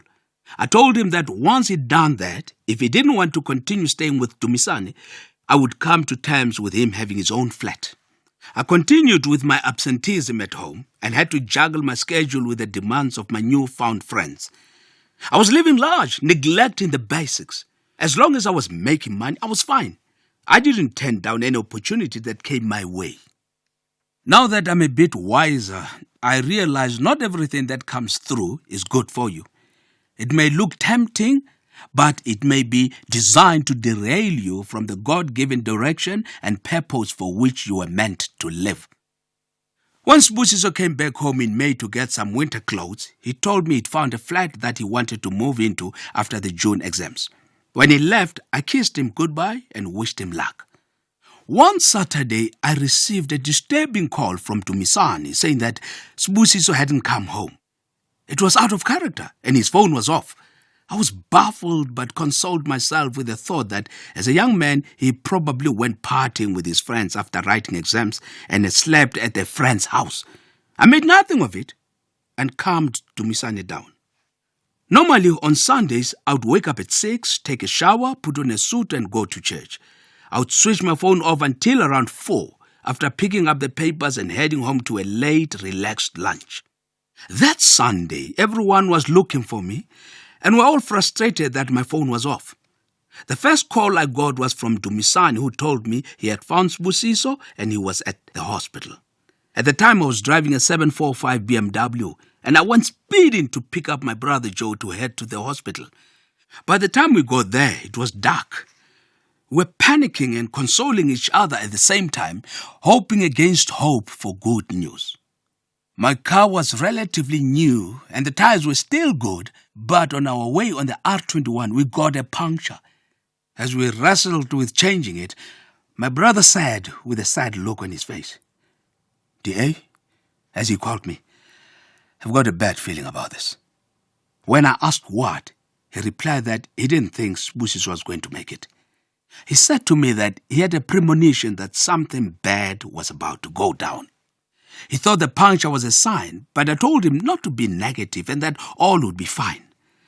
It seemed such a long distance to the hospital, even though I was driving at 200 kilometers per hour. We arrived at the hospital and there was so much commotion. We were told that the hospital was on strike and was manned by the army. We made inquiries and were pointed to the right direction. Sbu was in ICU, intensive care unit. Nothing could have prepared us for what we were about to see. We were baffled, speechless, shocked, and couldn't utter a word for what seemed like a good 15 minutes. He was in a room, alone. His leg was hoisted up in the air in bandages, and his whole head was almost covered with bandages. Only one eye was properly visible. He was also on life support. Machines were breathing for him. I was stunned. I covered my mouth, bowed my head, and stood motionless. The feeling of shock was indescribable. My brother and I didn't speak. We just stared at Sbu. His eyes were slightly open, but he couldn't see us. I'll never forget those eyes. He looked like he was asleep, with his eyes half opened. My brother and I asked each other questions we couldn't answer ourselves. I stared at Sbu, trying to understand what might have happened to him. I leaned toward his ear and whispered that I'm here with his real dad and that we had found him. I told him I was not upset with him and that he needs to come out of the coma. We are here, we have arrived, and that everything is going to be okay. My brother and I were by his bedside the whole night, and we didn't want to leave him there. Our instinct was to stay with him, and I called my wife and told her that Sbusiso was in desperate need of prayers. We finally got to talk to a nurse and got part of the story. He had been brought to the hospital on Friday night. We were shocked that we'd been going about our lives while Sbusiso was lying in hospital, having a brutal time and fighting for his life without a family member close by. He had apparently been at a party and was somehow pushed from a 6th floor. He landed on his foot and it broke in half, and then he landed on his head. When he was picked up by the ambulance, he was partially coherent and in and out of consciousness. He gave the ambulance driver my details and asked them to phone, but the number was wrong. The last digit was wrong. Did he make a mistake, or did they make a mistake? Was the hospital in the wrong? Did they operate on him by error? These questions were raising in my mind. I had no answers. I was told that he'd begged them to take him home. What was going on in his mind at that very moment? He thought of us. He thought of his home. He wanted his family. I often think about those moments. He must have been scared. He must have been panicking. He was alone and among the throng of people who came to see and witness what had happened. Some maybe were helping him and others were just watching. My son. Oh God, how could this happen? I know I was bad, but at least I was consistent in my attendance at church, and I was duly paying my tithe and honoring God the best way I could. I know there are people who don't believe in anything and their lives are just magic. They don't have such calamities, and they certainly don't go through what we were going through. Could I have prevented this situation from happening? I was going through a roller coaster ride of feelings. Questions and more questions kept plaguing me. It had been at night and most probably cold. How long did the ambulance take to get to him and subsequently to the hospital? And I was completely oblivious to what was happening. Now he was lying in the hospital, not breathing on his own. He was hurt, deeply hurt. I was not there for him. None of us were. What led him to this situation? How did he put himself in this terrible place where something like this happened? Have we failed as parents to raise him? Is God angry with me? Maybe I should have left him with my brother and none of this could have happened. The paramedics told him that he must first go to the hospital as he had sustained serious injuries. Apparently he agreed on condition they fixed his leg and then take him home. He went into that hospital and my boy never came out alive. The next day the doctors arrived and explained the situation. His head had been operated on and his leg was subsequently put together. He was in a coma and effectively he might be brain dead. I aged in a minute. I had to know what worst case scenario was and they painted it for us. Either he came out of the coma or they'd have to switch the machines off. What does that mean? Switch the machines off. Does this mean that this is the end of him? This young life that was showing tremendous promise with a bright future. All that was coming to an end. None of my family wanted to believe that. We went back and forth to the hospital and consulted doctors over and over again. We were offered counseling and someone came to us and that irritated the daylights out of me, wanting to help us understand organ donation. I didn't understand the concept, and maybe it was because of my African culture, but I felt that donating his organs would be a betrayal to him, which would add more insult to an already injured soul. I asked for specialists to look at him further, and we were taken through a course on how the brain works and what could happen to him.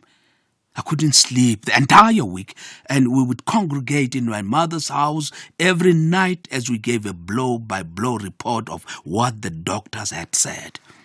Right at the end of our briefing, my mother would wipe away tears and break out into one of the hymns I heard her sing so many times when I was little, and she prayed. Oh boy, did she pray. I would just stare at the ceiling in deep thought and ponder the dire situation. We went back on a Thursday morning for a final briefing session on his condition, and we gathered as a family to hear the news. We were told that this little boy had no chance of surviving. He was brain dead, we were told. My God. That was another episode of The Door, an Addict's Journey, written by Abner Mariri. The book is available on www.abner.africa. It is broadcast on SAFM at 11:45 Monday to Thursday on The Talking Point. It is produced for the station by Vovi Patala, read by Samson Kumalo, technical production by Nanda Koza.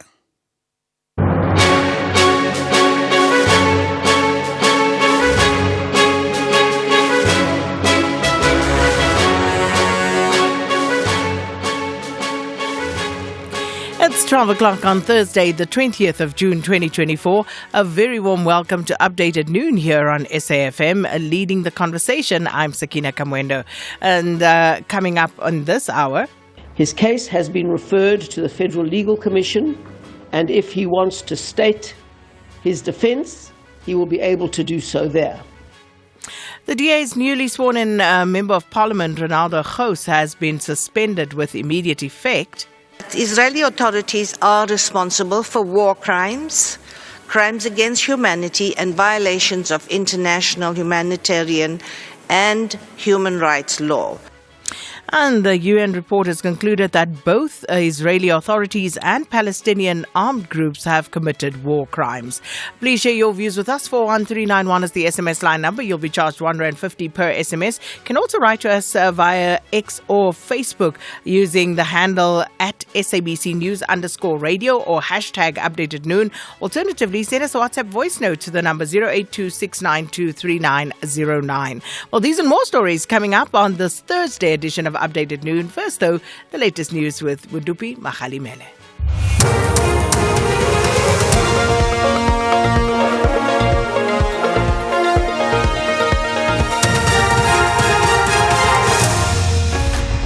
Thank you very much, Mekamwendo. The top story is the DA's Ronaldo Gous is suspended and City Power to target affluent suburbs. A very good afternoon. The DA has suspended the newly sworn-in MP Ronaldo Gous with immediate effect. The party says it has established that the video in which Gous uses offensive language is genuine and not a fake, as initially suspected.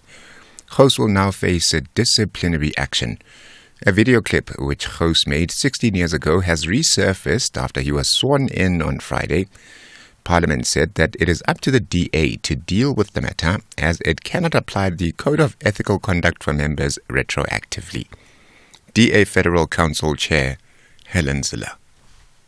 His case has been referred to the Federal Legal Commission, and if he wants to state his defense, he will be able to do so there. But till then, he is suspended from all party activities, and we await the outcome of his disciplinary hearing. The increase in the salaries of MPs in the 7th Parliament will not make much difference to the public purse. This is according to Wits University lecturer and the coordinator of the National Minimum Wage Research Initiative, Dr. Gillard Isaacs. Earlier this year, President Cyril Ramaphosa approved a 2.5% increase for MPs, MPLs and premiers. New MPs will be earning about 1.27 million rand annually, or 100,000 rand a month. Dr. Isaacs explains. These salaries include a 2.5% increase over and above salaries earned in the previous year. This increase is significantly below the levels of inflation and therefore does indicate some level of moderation on behalf of our public servants. On the other hand, it brings into sharp focus the relatively high salaries of public representatives. The East London Regional Court has heard that the activity to discharge a firearm was never discussed with the police during meetings of the preparations for the EFF 5th birthday celebrations held at a stadium in Mdantsane in 2018. Party leader Julius Malema and his bodyguard Adrian Snyman are facing a charge of discharging a firearm in public during the event. Malema has maintained that there was no need for that detail as the firearm was a toy. The IFP has won the highly contested by-elections in 3 of 6 wards in the Umzumbe municipality on the KZN South Coast. After the by-elections, the previously ANC-controlled municipality is now a hung council, with the ANC and the IFP both holding 17 seats. The by-elections were held after the expulsion of 1 councillor and the resignation of a further 5 ANC councillors.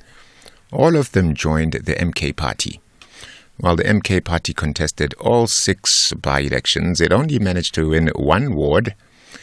In by-elections in other KZN municipalities, the IFP took a ward from the Abantu Batho Congress in the Umvoti municipality, and it took a ward from the ANC at Mtonjaneni. In Newcastle, the DA won a ward from the ANC, and in Umzimkhulu, the ANC retained its ward there. Joburg City Power says it is ramping up efforts to disconnect non-paying customers with a particular focus on the affluent areas. This includes suburbs like Midrand, Stain City, Bryanston and Kyalami, which collectively owe over 500 million in unpaid bills. Earlier this month, City Power started implementing load reduction during peak times in the high-density areas and in suburbs with concerning usage levels which threatened to overload the grid. It revealed last month that thousands of affluent customers and businesses were stealing electricity by bypassing their smart meters. Here's the city's Nyaniso Jeku. We effect arrests as well in cases where we find that people have disconnected themselves, but we find that some are not even there. So we act outside, like to remove the meter that is outside and things like that. But it is illegal. Hence, when we go there, we go with police, we go with Metro Police. It's a multidisciplinary approach. Services which could be invested in many other things that needs to be done in the city, and that we go to these places. And there are growing fears of the war in Gaza spreading after a televised address by the head of the powerful Lebanese armed group Hezbollah. Secretary General Hassan Nasrallah said that no place in Israel would be spared with Hezbollah's rockets in a full-scale conflict. He also warned Cyprus not to allow the Israeli Air Force to use its bases to attack Lebanon. Since October last year, Hezbollah has been trading cross-border fire with Israel. The top story at midday, the DA has suspended the newly sworn-in MP Ronaldo Gous with immediate effect. For SAFM News, Kemudupi Makhalemele. Update at noon with Sakina Kamwendo, midday to 1 p.m. Update at noon with Sakina Kamwendo.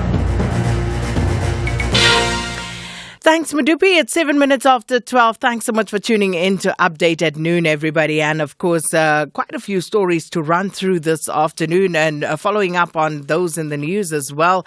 Speaking to the DA about this latest move to expel Ronaldo Gous. We'll also bring you more on the results of the by-elections that took place yesterday, 18 in all. So we'll run through some of those very quickly. Some interesting outcomes, interesting results three of the wards in the Beaufort West municipality. Obviously, those also going to the DA, and we'll tell you more about how all of this has affected the outcomes there as well as in KwaZulu-Natal. Maswili Ralibona from our research department will join us shortly. Also, we are, of course, on alert, just making sure that we are ready to bring you the news should President Cyril Ramaphosa make his announcement on who will be in his cabinet. And after he was sworn in yesterday, we have been told that the announcement is imminent, but your guess is as good as ours as to how long imminent may be. And then SASSA, hundreds of recipients of the Social Relief of Distress grant have allegedly complained that they can't access their grant because of a new identification verification process that was introduced in order to combat fraud. So we'll speak to SASSA and also speak to a civic organization regarding this particular matter, just to get a greater sense of what's happening. We also have a reporter at the Southern Africa Rail Association's conference just to hear what they have to say in terms of outlining plans for rail infrastructure development in the SADC region. And we also keeping an eye on the courts and what's happening there.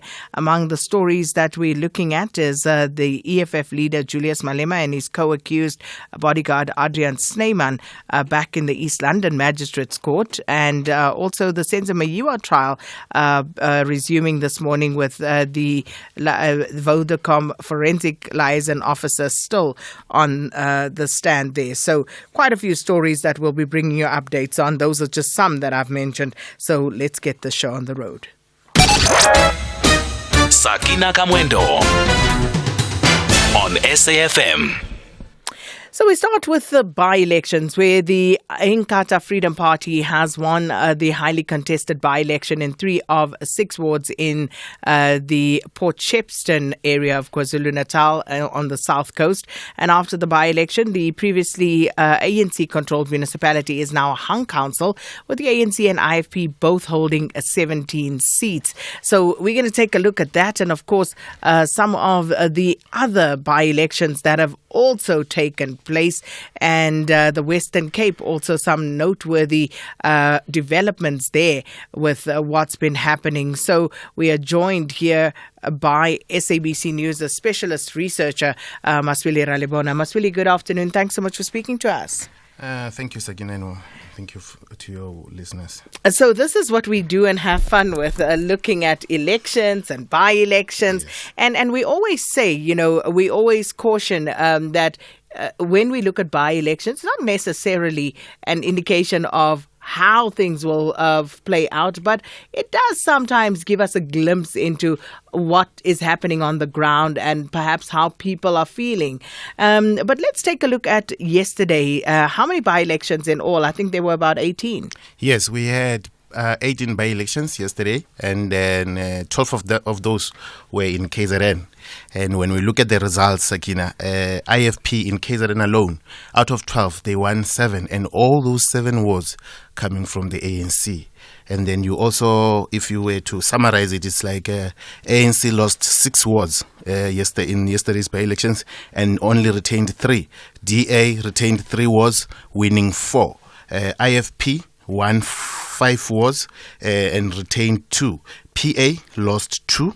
PA lost 2 wards, ABC lost 1, and then you've got the new kid in the block, the MK, which won 1 ward from the ANC in the Umzumbe local municipality. Which is very interesting because the PA, the 2 wards that they lost, again, there seems to be a sort of a pattern developing. I remember you and I during the general election also zoomed into how the parties were faring by looking at some of the voting districts. And I know people don't generally do this, but yes, we actually try to drill down just to see if, for example, a party had a majority in a particular voting district, how did they fare? And granted, this is a general election as opposed to a local government election, but even there, we already started seeing some very interesting patterns as it pertained to the Patriotic Alliance. Yes, you'll remember that Patriotic Alliance, the PA, does very well in the so-called colored areas.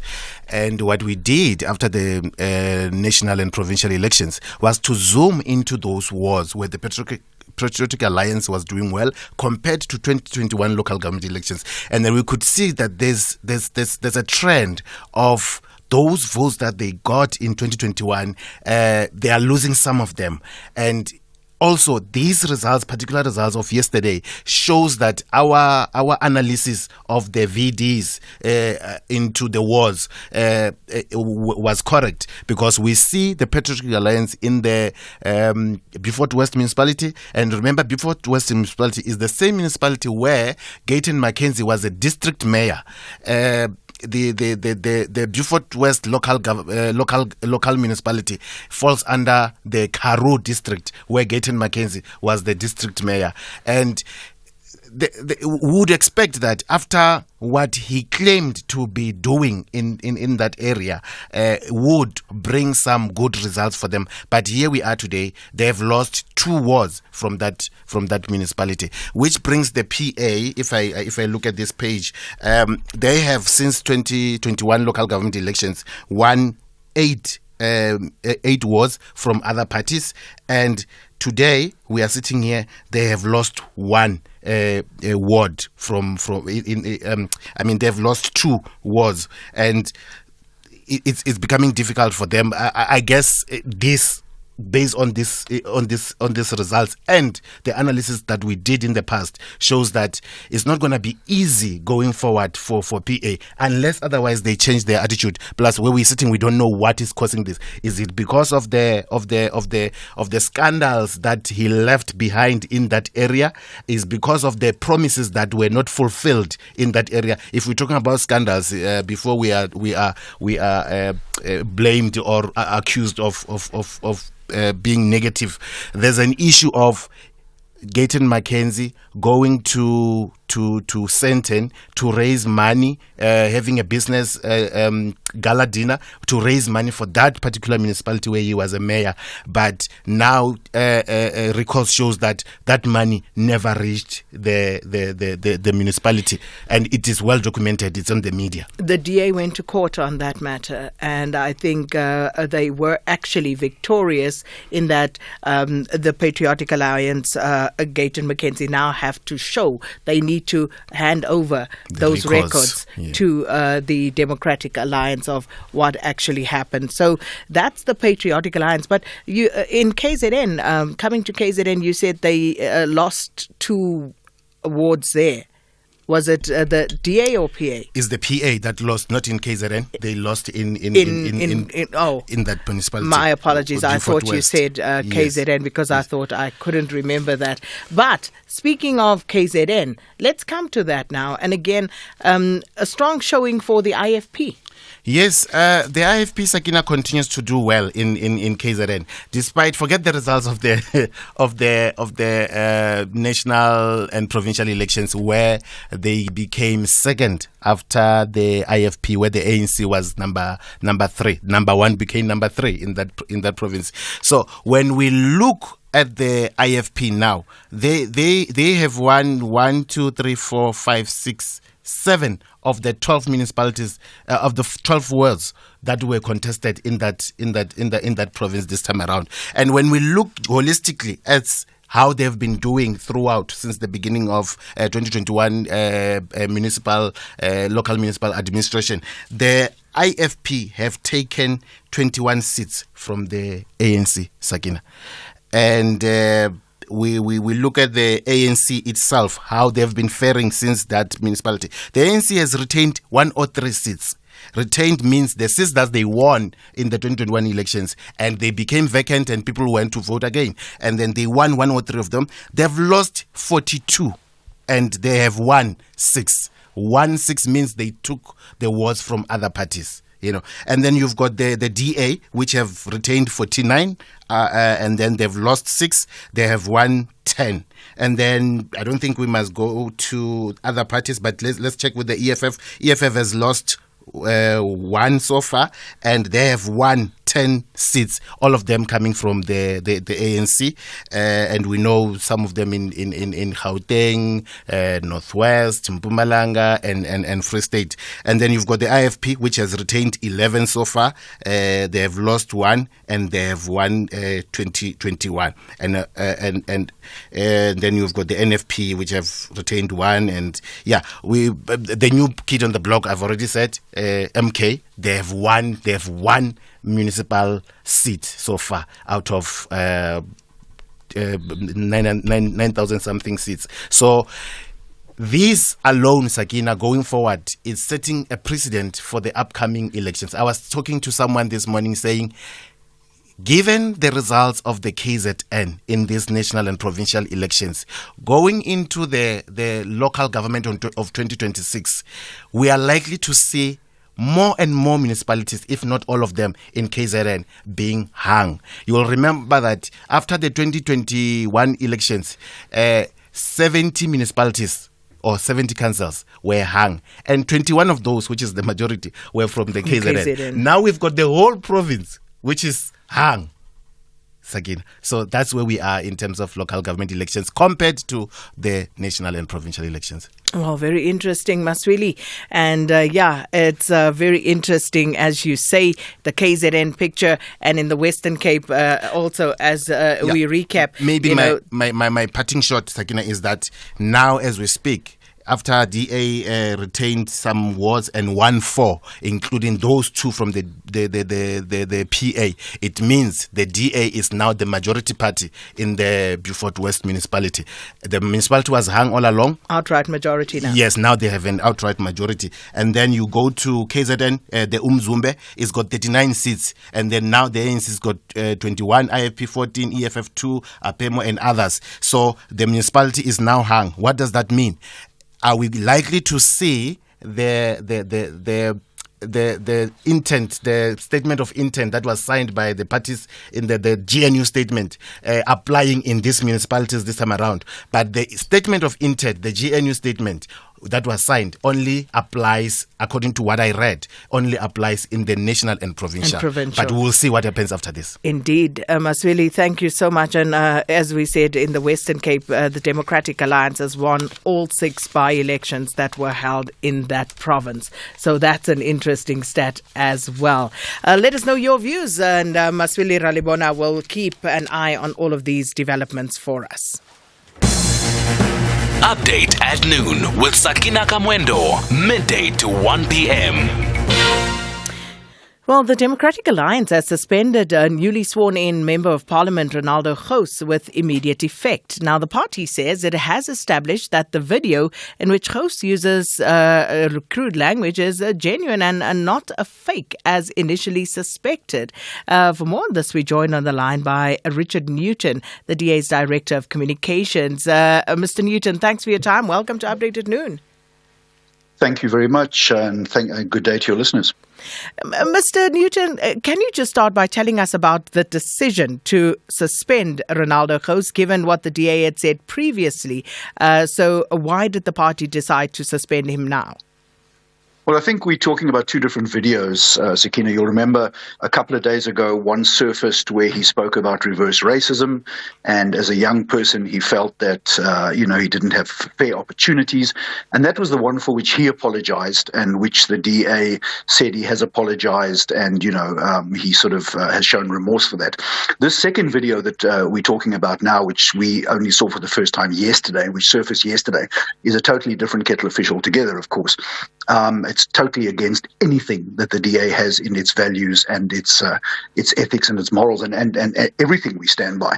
And immediately FedEx was convened, and FedEx members then voted, of course, to suspend him with immediate effect, and disciplinary charges have been laid, and the party's Federal Legal Commission will convene and start that process as soon as possible. What did the party suspect that the second video may have been a fake? Well, there was always a concern with videos that do come out that there is some kind of AI. We've seen it with videos with Helen. We've seen it with videos with John Steenhuisen, where there have been fake videos put out. So we thought the first thing we would do is check if the video is correct, if it is, if it has been altered or changed in any way. And the initial sort of comeback we got from that is it may have been altered, but then we discovered that this was in fact not an altered video, and it was in fact a real video, and then we kicked into action straight away. As I say, this does not conform in any way with our values or our principles. Did Mr. Gous not volunteer to tell yourselves as the leadership of the party that in fact the video is real and that he in fact did say those things? Well, of course, the question was posed to him, and he indicated that this video had been altered in some way. But of course, as soon as we found out that this was not the case, immediate action was taken. And of course, now there is a process that will follow, the disciplinary process, and everything will flow from there. You know, we're getting a lot of questions about whether he will still be an MP or other issues involved, but he has now been totally prevented from doing any political party events, anything for or in the name of the party. And the Federal Legal Commission process is about to start. Mr. Nugent, tell us a little bit more about the disciplinary charges before the party's Federal Legal Executive Committee. What charges will he be facing exactly?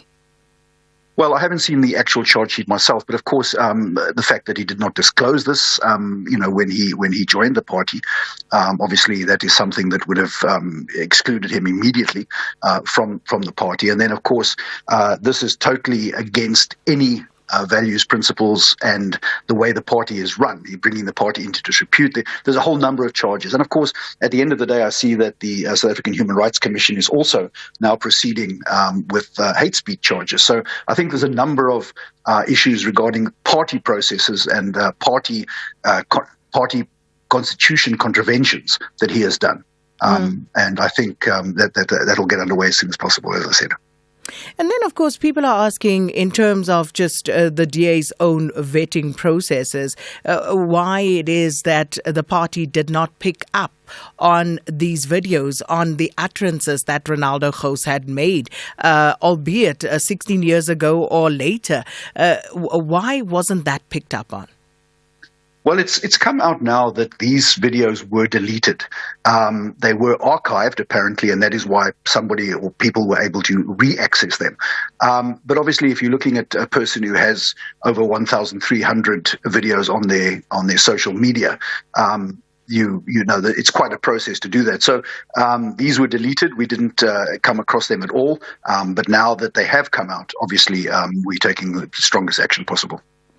Richard Nugent, thanks so much for your time. DA's Director of Communications there on the party actually instituting disciplinary charges against Ronaldo Gous. The party says they have now established that the video in which Gous uses a very strong language is genuine and not a fake. It's not altered as it was initially suspected. So he has subsequently been suspended by the party. Let us know your thoughts in terms of how that has played out. And also, what do you think about the Human Rights Commission? And they have also indicated that they will institute proceedings at the Equality Court in Gqeberha against Ronaldo Gous. What's your view on that? Here, there, and everywhere. SAFM 106.2 FM in Table Mountain. Update at noon, midday to 1 p.m.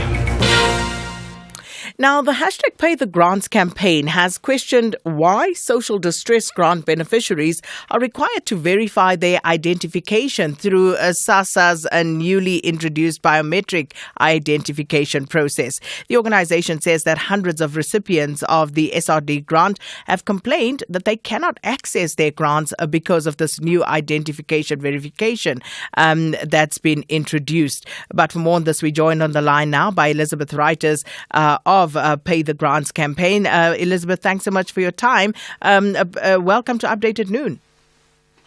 Hi, good afternoon, Sakina. How are you doing? I'm very well, thanks. So, Ms. Reuters, how many complaints have you received as an organization thus far since the introduction of this new biometric identification system? Sakina, thousands. If I can tell you, it's nationwide, and it is thousands of beneficiaries that is affected without any notification from SASSA regarding this new biometric link that they have to do facial recognition, which we as an organization were aware of, and we knew exactly that it is working currently because we have solved a few referred cases with this biometric link. But this just came as beneficiaries were approved for the month of June. And this was not anything that SASSA notified the beneficiaries of about it. So in the main, what is the nature of the complaints, Ms. Reuters? So, Sakina, when you do a SASSA status check to see if you've been approved or to see if you have a pay date, you will get this message where SASSA is asking you to press request identification verification so you can receive the link to do the biometric link, to do the biometric. But then these beneficiaries are now flagged according to SASSA for fraud. Now, Sakina, this happened last year, February, March, April, where beneficiaries were approved and all of a sudden their approved status changed into referred. And this is exactly the same thing that's happening now. But here, what is worse is that the beneficiaries can't see that their status has actually changed onto referred. And SASSA says they are doing this because they are trying to combat fraud within their systems. Firstly, what are the beneficiaries saying about that? And do you agree with that approach? Because there has been fraud, and one would imagine that as a public, we are interested in them actually clamping down on that. Yes, Sakina, we are aware of fraud because we did have the grant already active cases where when you turned 18, your grant was already active. But these beneficiaries that did have the grant already active, they already submitted a biometric link and then they uploaded bank details. Now, Sakina, when you do open a bank account, your bank already does a biometric on you. So when you upload your bank details, it is obvious that your bank has already verified you as the person because they're also linked to the Home Affairs system. So why does the beneficiaries need double verification? That is what puzzles us as an organization. Because if your bank already verified you, why must SASSA again verify you? But to be fair, if they are just saying, we need to satisfy ourselves that indeed you are who you say you are, is there any harm in that? If indeed there is no fraud involved, why would you be resistant to that? Just go through it, satisfy what they ask and, have your money paid. Why is that a problem? It's not a problem, Sakina, as we do understand that they've put the system in place to combat fraud. But then the biggest fraud is actually happening at retailers. Because the retailers, you just go to ShopRite and you go with the cell phone number and then you can withdraw the money. That's where most of the fraud is happening. If your bank has already verified you, that is your bank account, that is our argument. Why must SASSA still verify you? Why is SASSA then not verifying beneficiaries that's getting paid at retailers if they are combating fraud? Because that's where the biggest fraud is happening, because no one is actually saying that is the person withdrawing the money with the cell phone number. So that's where the biggest fraud is happening. So we're not against them doing this, but it's the way, Sakina, they went about it. They had the whole of June month to implement this procedure, but yet They waited until they approved everyone for June and give pay dates to be doing this. Why do it now? Why not do it the beginning of the month? Because now it means these grants are suspended, which means these thousands of beneficiaries are not going to get their 370 grants this month. So more beneficiaries are going to go hungry. Ms. Reuters, tell you what, we'll take this up with SASSA, but thanks so much for raising this with us. That was Elizabeth Reuters from the campaign #PayTheGrants. SASSA spokesperson Paseka Letsatsi has committed to bring further clarity on this matter tomorrow. So we'll get a response from SASSA tomorrow. Right now, though, Modupi Mohlahlana standing by with your headlines. Modupi? Thank you very much, Sakina. In your headlines this hour, the traditional leaders organization Contra Lesa has reminded President Cyril Ramaphosa not to renege on his commitment to include traditional leaders in his cabinet.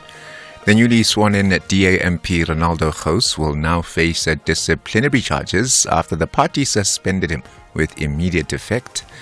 And a new industry report has found that global fossil fuel consumption and carbon emissions reached record highs last year. I'll be back with a full news update at 1.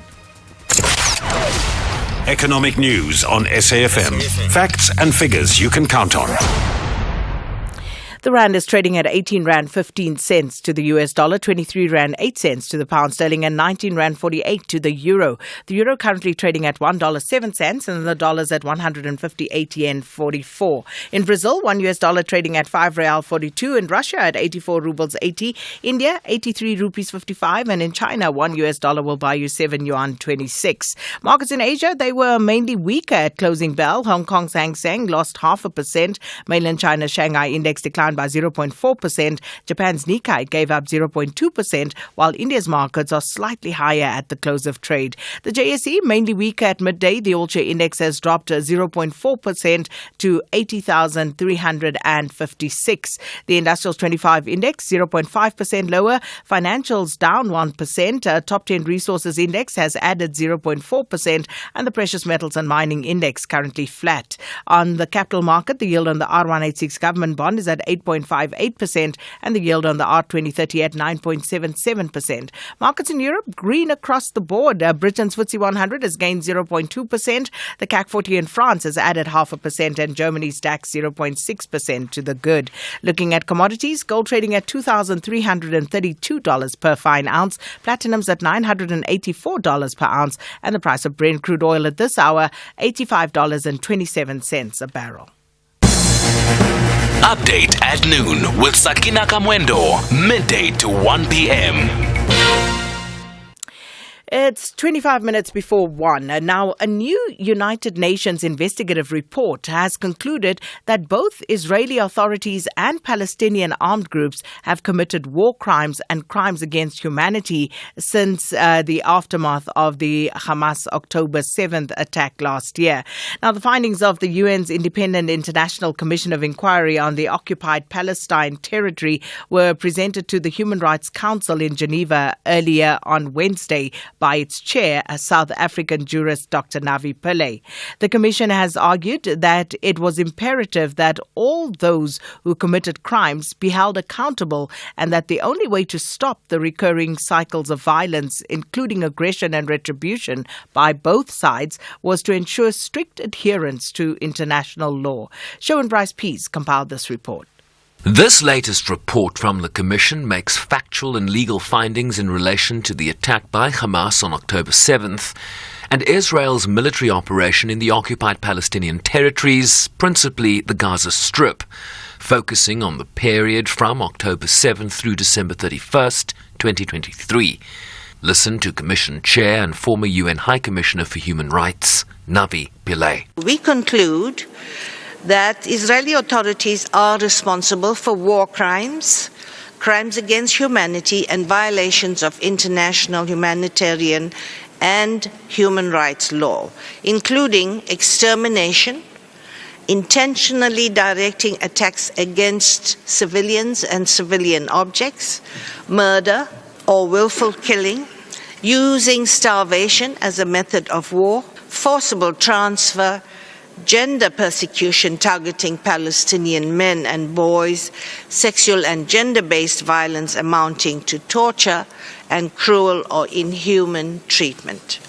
Israel's total siege of the Gaza Strip has weaponized the provision of life-sustaining necessities for strategic and political gains, including through cutting off supplies of water, food, electricity, fuel, and other essential supplies, including humanitarian assistance. The Commission also made findings against Hamas and other Palestinian armed groups.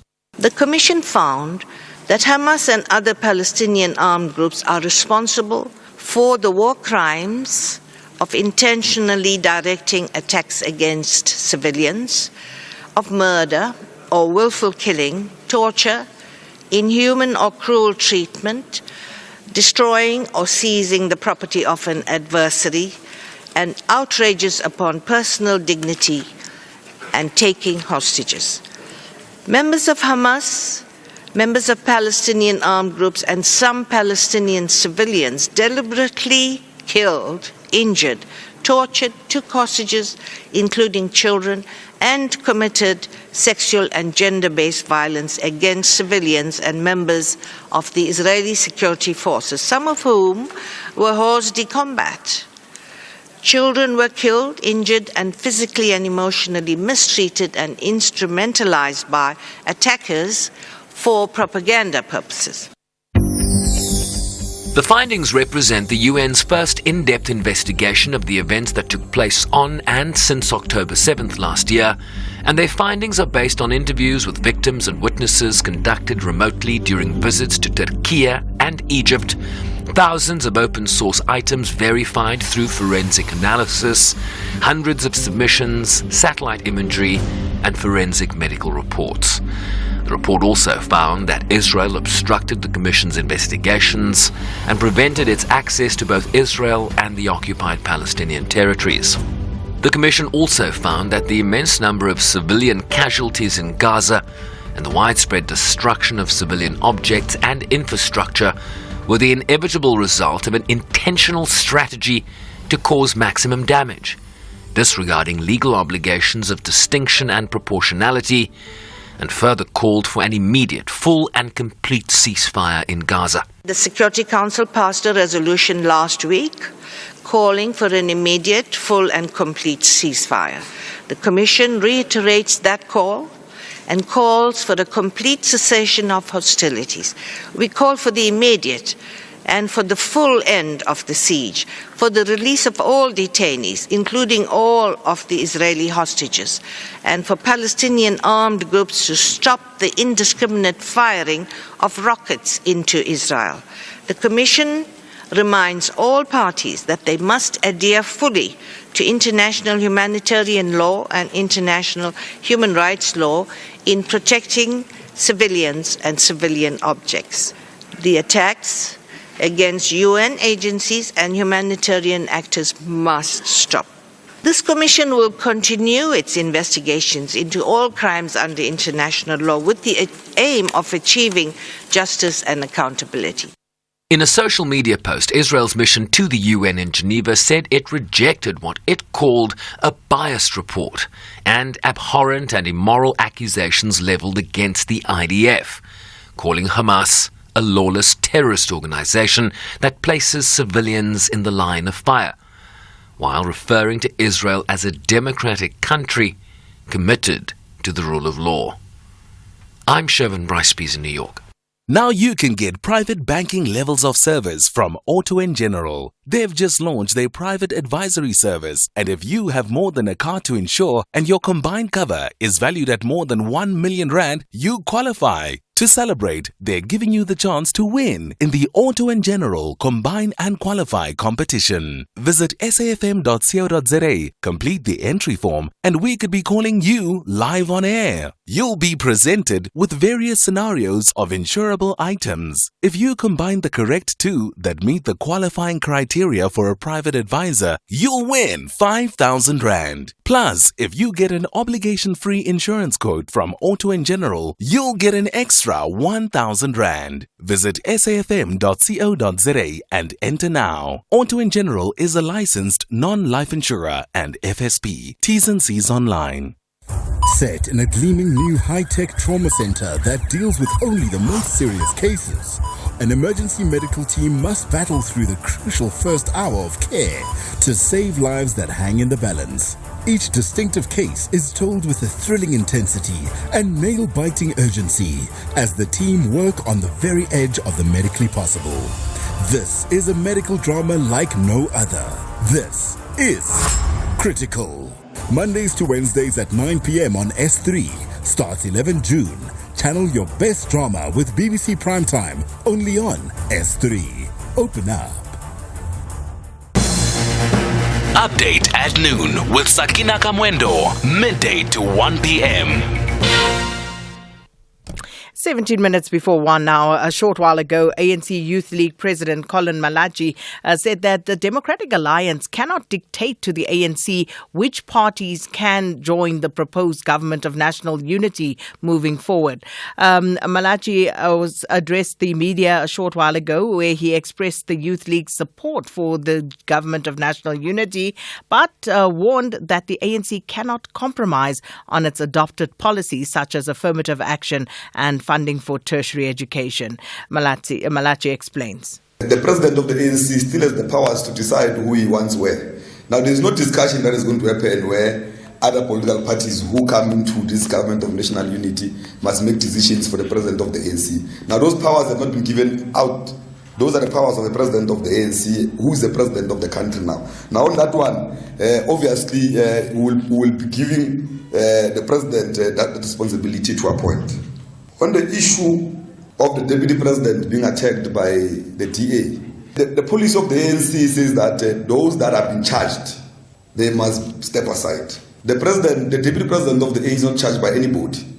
Now, if the DA says that I've got enough evidence, they must allow the law institutions to take its course. We can't be told by them that our deputy president is corrupt when institutions of the state have not charged him. Now, on that one is clear. Only the ANC policies will act if the deputy president of the ANC is charged of corruption. Until then, he still remains the deputy president of the ANC, and we know that he might also be appointed as the deputy president of the country because that's how the ANC operates. On the issue of left parties, in South Africa there's only one left party, the Communist Party. I've been repeating that. There's no any other left party. All of these organizations that we call left parties are funded by white monopoly capital to remove the ANC out of power. If you want to do it, verify it, go and check where they get their funding for. There's nothing left about them.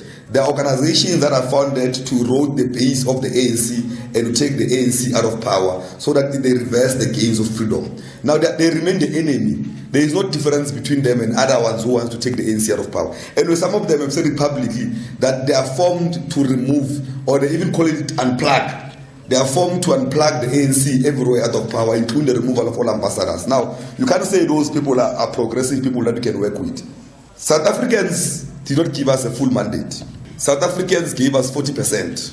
And South Africans are accepting that we need to invite other political parties to form a government of national unity for us to be able to push and continue our program of resolving all the socio-economic problems. Now, we've invited everybody. No one has been left out. We've invited everyone. Anyway, there's no political party in South Africa that does not want to take the ANC out of power. All of these political parties we've invited them because we want them to participate in the nation-building agenda of the ANC in the country. But we know that all of them, the obsession is to take the ANC out of power.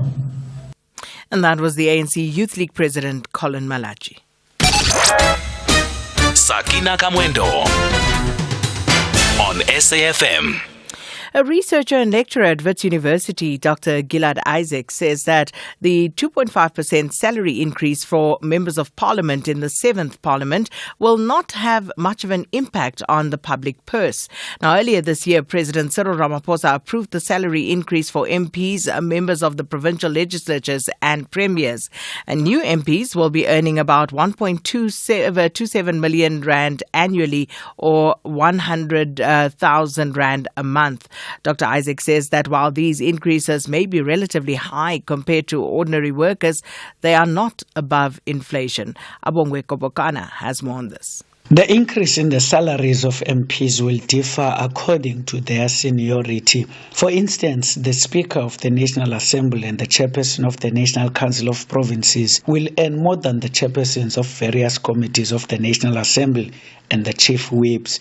Dr. Isaacs believes these increases are not going to have much impact on government. These salaries include a 2.5% increase over and above salaries earned in the previous year. This increase is significantly below the levels of inflation and therefore does indicate some level of moderation on behalf of our public servants. On the other hand, it brings into sharp focus the relatively high salaries of public representatives. However, Dr. Isaacs said the size of the incoming cabinet will no doubt determine the wage bill in government. A key element to look out for is the size of the upcoming cabinet, which will determine whether or not savings in salaries will be made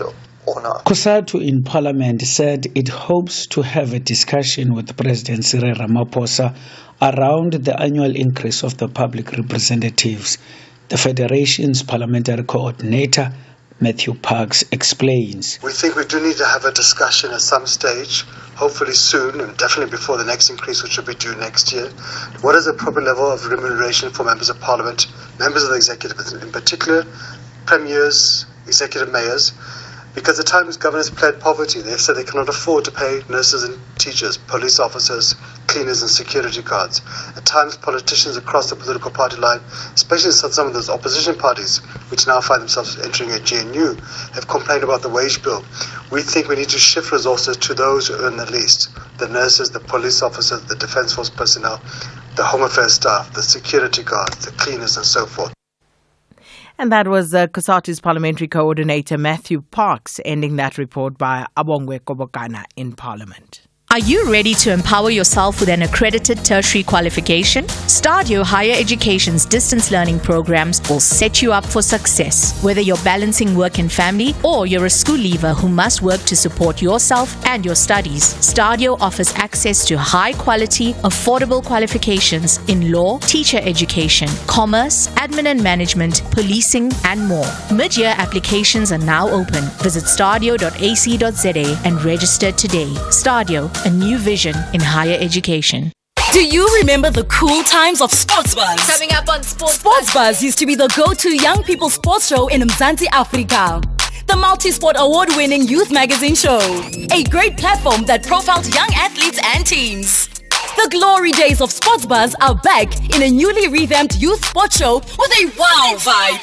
Goats like us. Yeah, goats. Greatest of all time. Experience youth excellence in sports, profiling of active athletes and teams, latest news in the world of youth sport, the active voice of school sports, and promoting a healthy lifestyle among the youth. Do not miss out on Goats Like Us. Your front row seat awaits you every Friday afternoon at 3 p.m. Live on SABC Sport on DTT Channel 4. Also available on SABC Plus and SABCSport.com. Hashtag Goats, greatest of all time. Proudly brought to you by SABC Sport. For the love of the game. Update at noon with Sakina Kamwendo, midday to 1 p.m. And thanks so much for being with us this afternoon. Let me just quickly touch on a few messages before we get to the next report. Black Pride at Vugani Ngobo says, I'm very glad that Ronaldo Khosa has been suspended. In this democracy, there's no space for people like him who are taking us back to apartheid, let alone this kind of person being in a democratic parliament, a Human Rights Commission should be very hard on him. That's from Vugani Ngobo. Citizen G says, Sakina, someone has been getting SRD using my daughter's ID number. She was rejected when applying as a result. So if there's a specific issue there, Citizen G, just let us know. So when we speak to SASSA tomorrow, that we can actually ask them about that, or perhaps pass that information on to them. Stelo Zita says, Sakina, I was so interested in the disciplinary charges, but the guest is not clear. More videos are still to come from Ronaldo. One day he complained about at Joy Chauke 5 being funded during the Rugby World Cup, yet now he wants to be an MP. And Mr. Newton, I did ask him about those charges, and he said he actually hasn't seen the charge sheet as yet. So he couldn't tell us because he says he hasn't seen it. So obviously, as the shows come and news updates the story, it is a developing story, you will get, I suppose, clarity on exactly what charges Ronaldo Gous will face in the DA. Now, data released by Statistics South Africa shows that the price of goods have remained steady over the past 2 months. This as a consumer price index held at 5.2% in the month of May, which was unchanged from April 2024. The data indicates that after 5 consecutive months of decline, prices for food and non-alcoholic beverages remained unchanged at 4.7%. That was in May from April. However, higher rates were recorded for transport, alcoholic beverages and tobacco, while softer prices were recorded for miscellaneous goods and services, communication, clothing and footwear, as well as restaurants and hotels. SABC senior reporter Naledi Ngobo filed a report for us. While inflation remains unchanged in May from April, it is broadly expected to decline further in the coming months. However, inflation still remains below the Reserve Bank's 4.5 midpoint target, which is the bank's preferred target to start cutting interest rates. A monthly change of 0.2% in the inflation was recorded in May. Independent economist Liz Kruger explains. Slightly higher fuel price inflation was the main reason for the monthly change of 0.2%, whereas food price inflation moderated further on an annual basis to 4.3%. Looking forward, inflation will likely dip below the 5% level as soon as July's number, and I do forecast that the average in the second half of 2024 will be 4.5%, exactly in line with the midpoint of the Reserve Bank's target band. And given this positive outlook, I do forecast that the Reserve Bank will cut interest rates for the first time in quite a while by 25 basis points at the September MPC meeting. Stats SA notes that 9 out of 20 bread and cereal products in the inflation basket are cheaper than a year ago, with rusks, hot cereals, pasta and savory biscuits registering the largest price decreases. Milk, eggs and cheese inflation moderated for a 5th consecutive month due to slower price increases. Nedbank economist Johannes Khoza says inflation is expected to decline to 4.5% in the 4th quarter of the year. There are some risks to our forecast. I mean, one of the major concerns is that, the rand, which is highly vulnerable to the global environment, could come under pressure. And again, because, the food prices, which have been coming down, could start to increase slightly because the base will start to moderate and because the impact of dry weather conditions that we have experienced earlier in the year will start to filter through into the inflation numbers. Those are the major risks that we are likely to see, but our base view is that we expect inflation to end the year at around 4.5% and average 5.1% a year. The month of May saw an uptick in inflation for hot beverages, oils and fats, fish, fruits, as well as vegetables and meat. The price for cold and flu medication also rose by 11% in the month. I'm Naledi Ngobo in Johannesburg. And of course, welcome news, you would say, and hopefully there will be more of that. Now, bringing you up to speed with what's happening in the courts, Vodacom's forensic liaison supervisor is expected to go over more cell phone tower locations, and the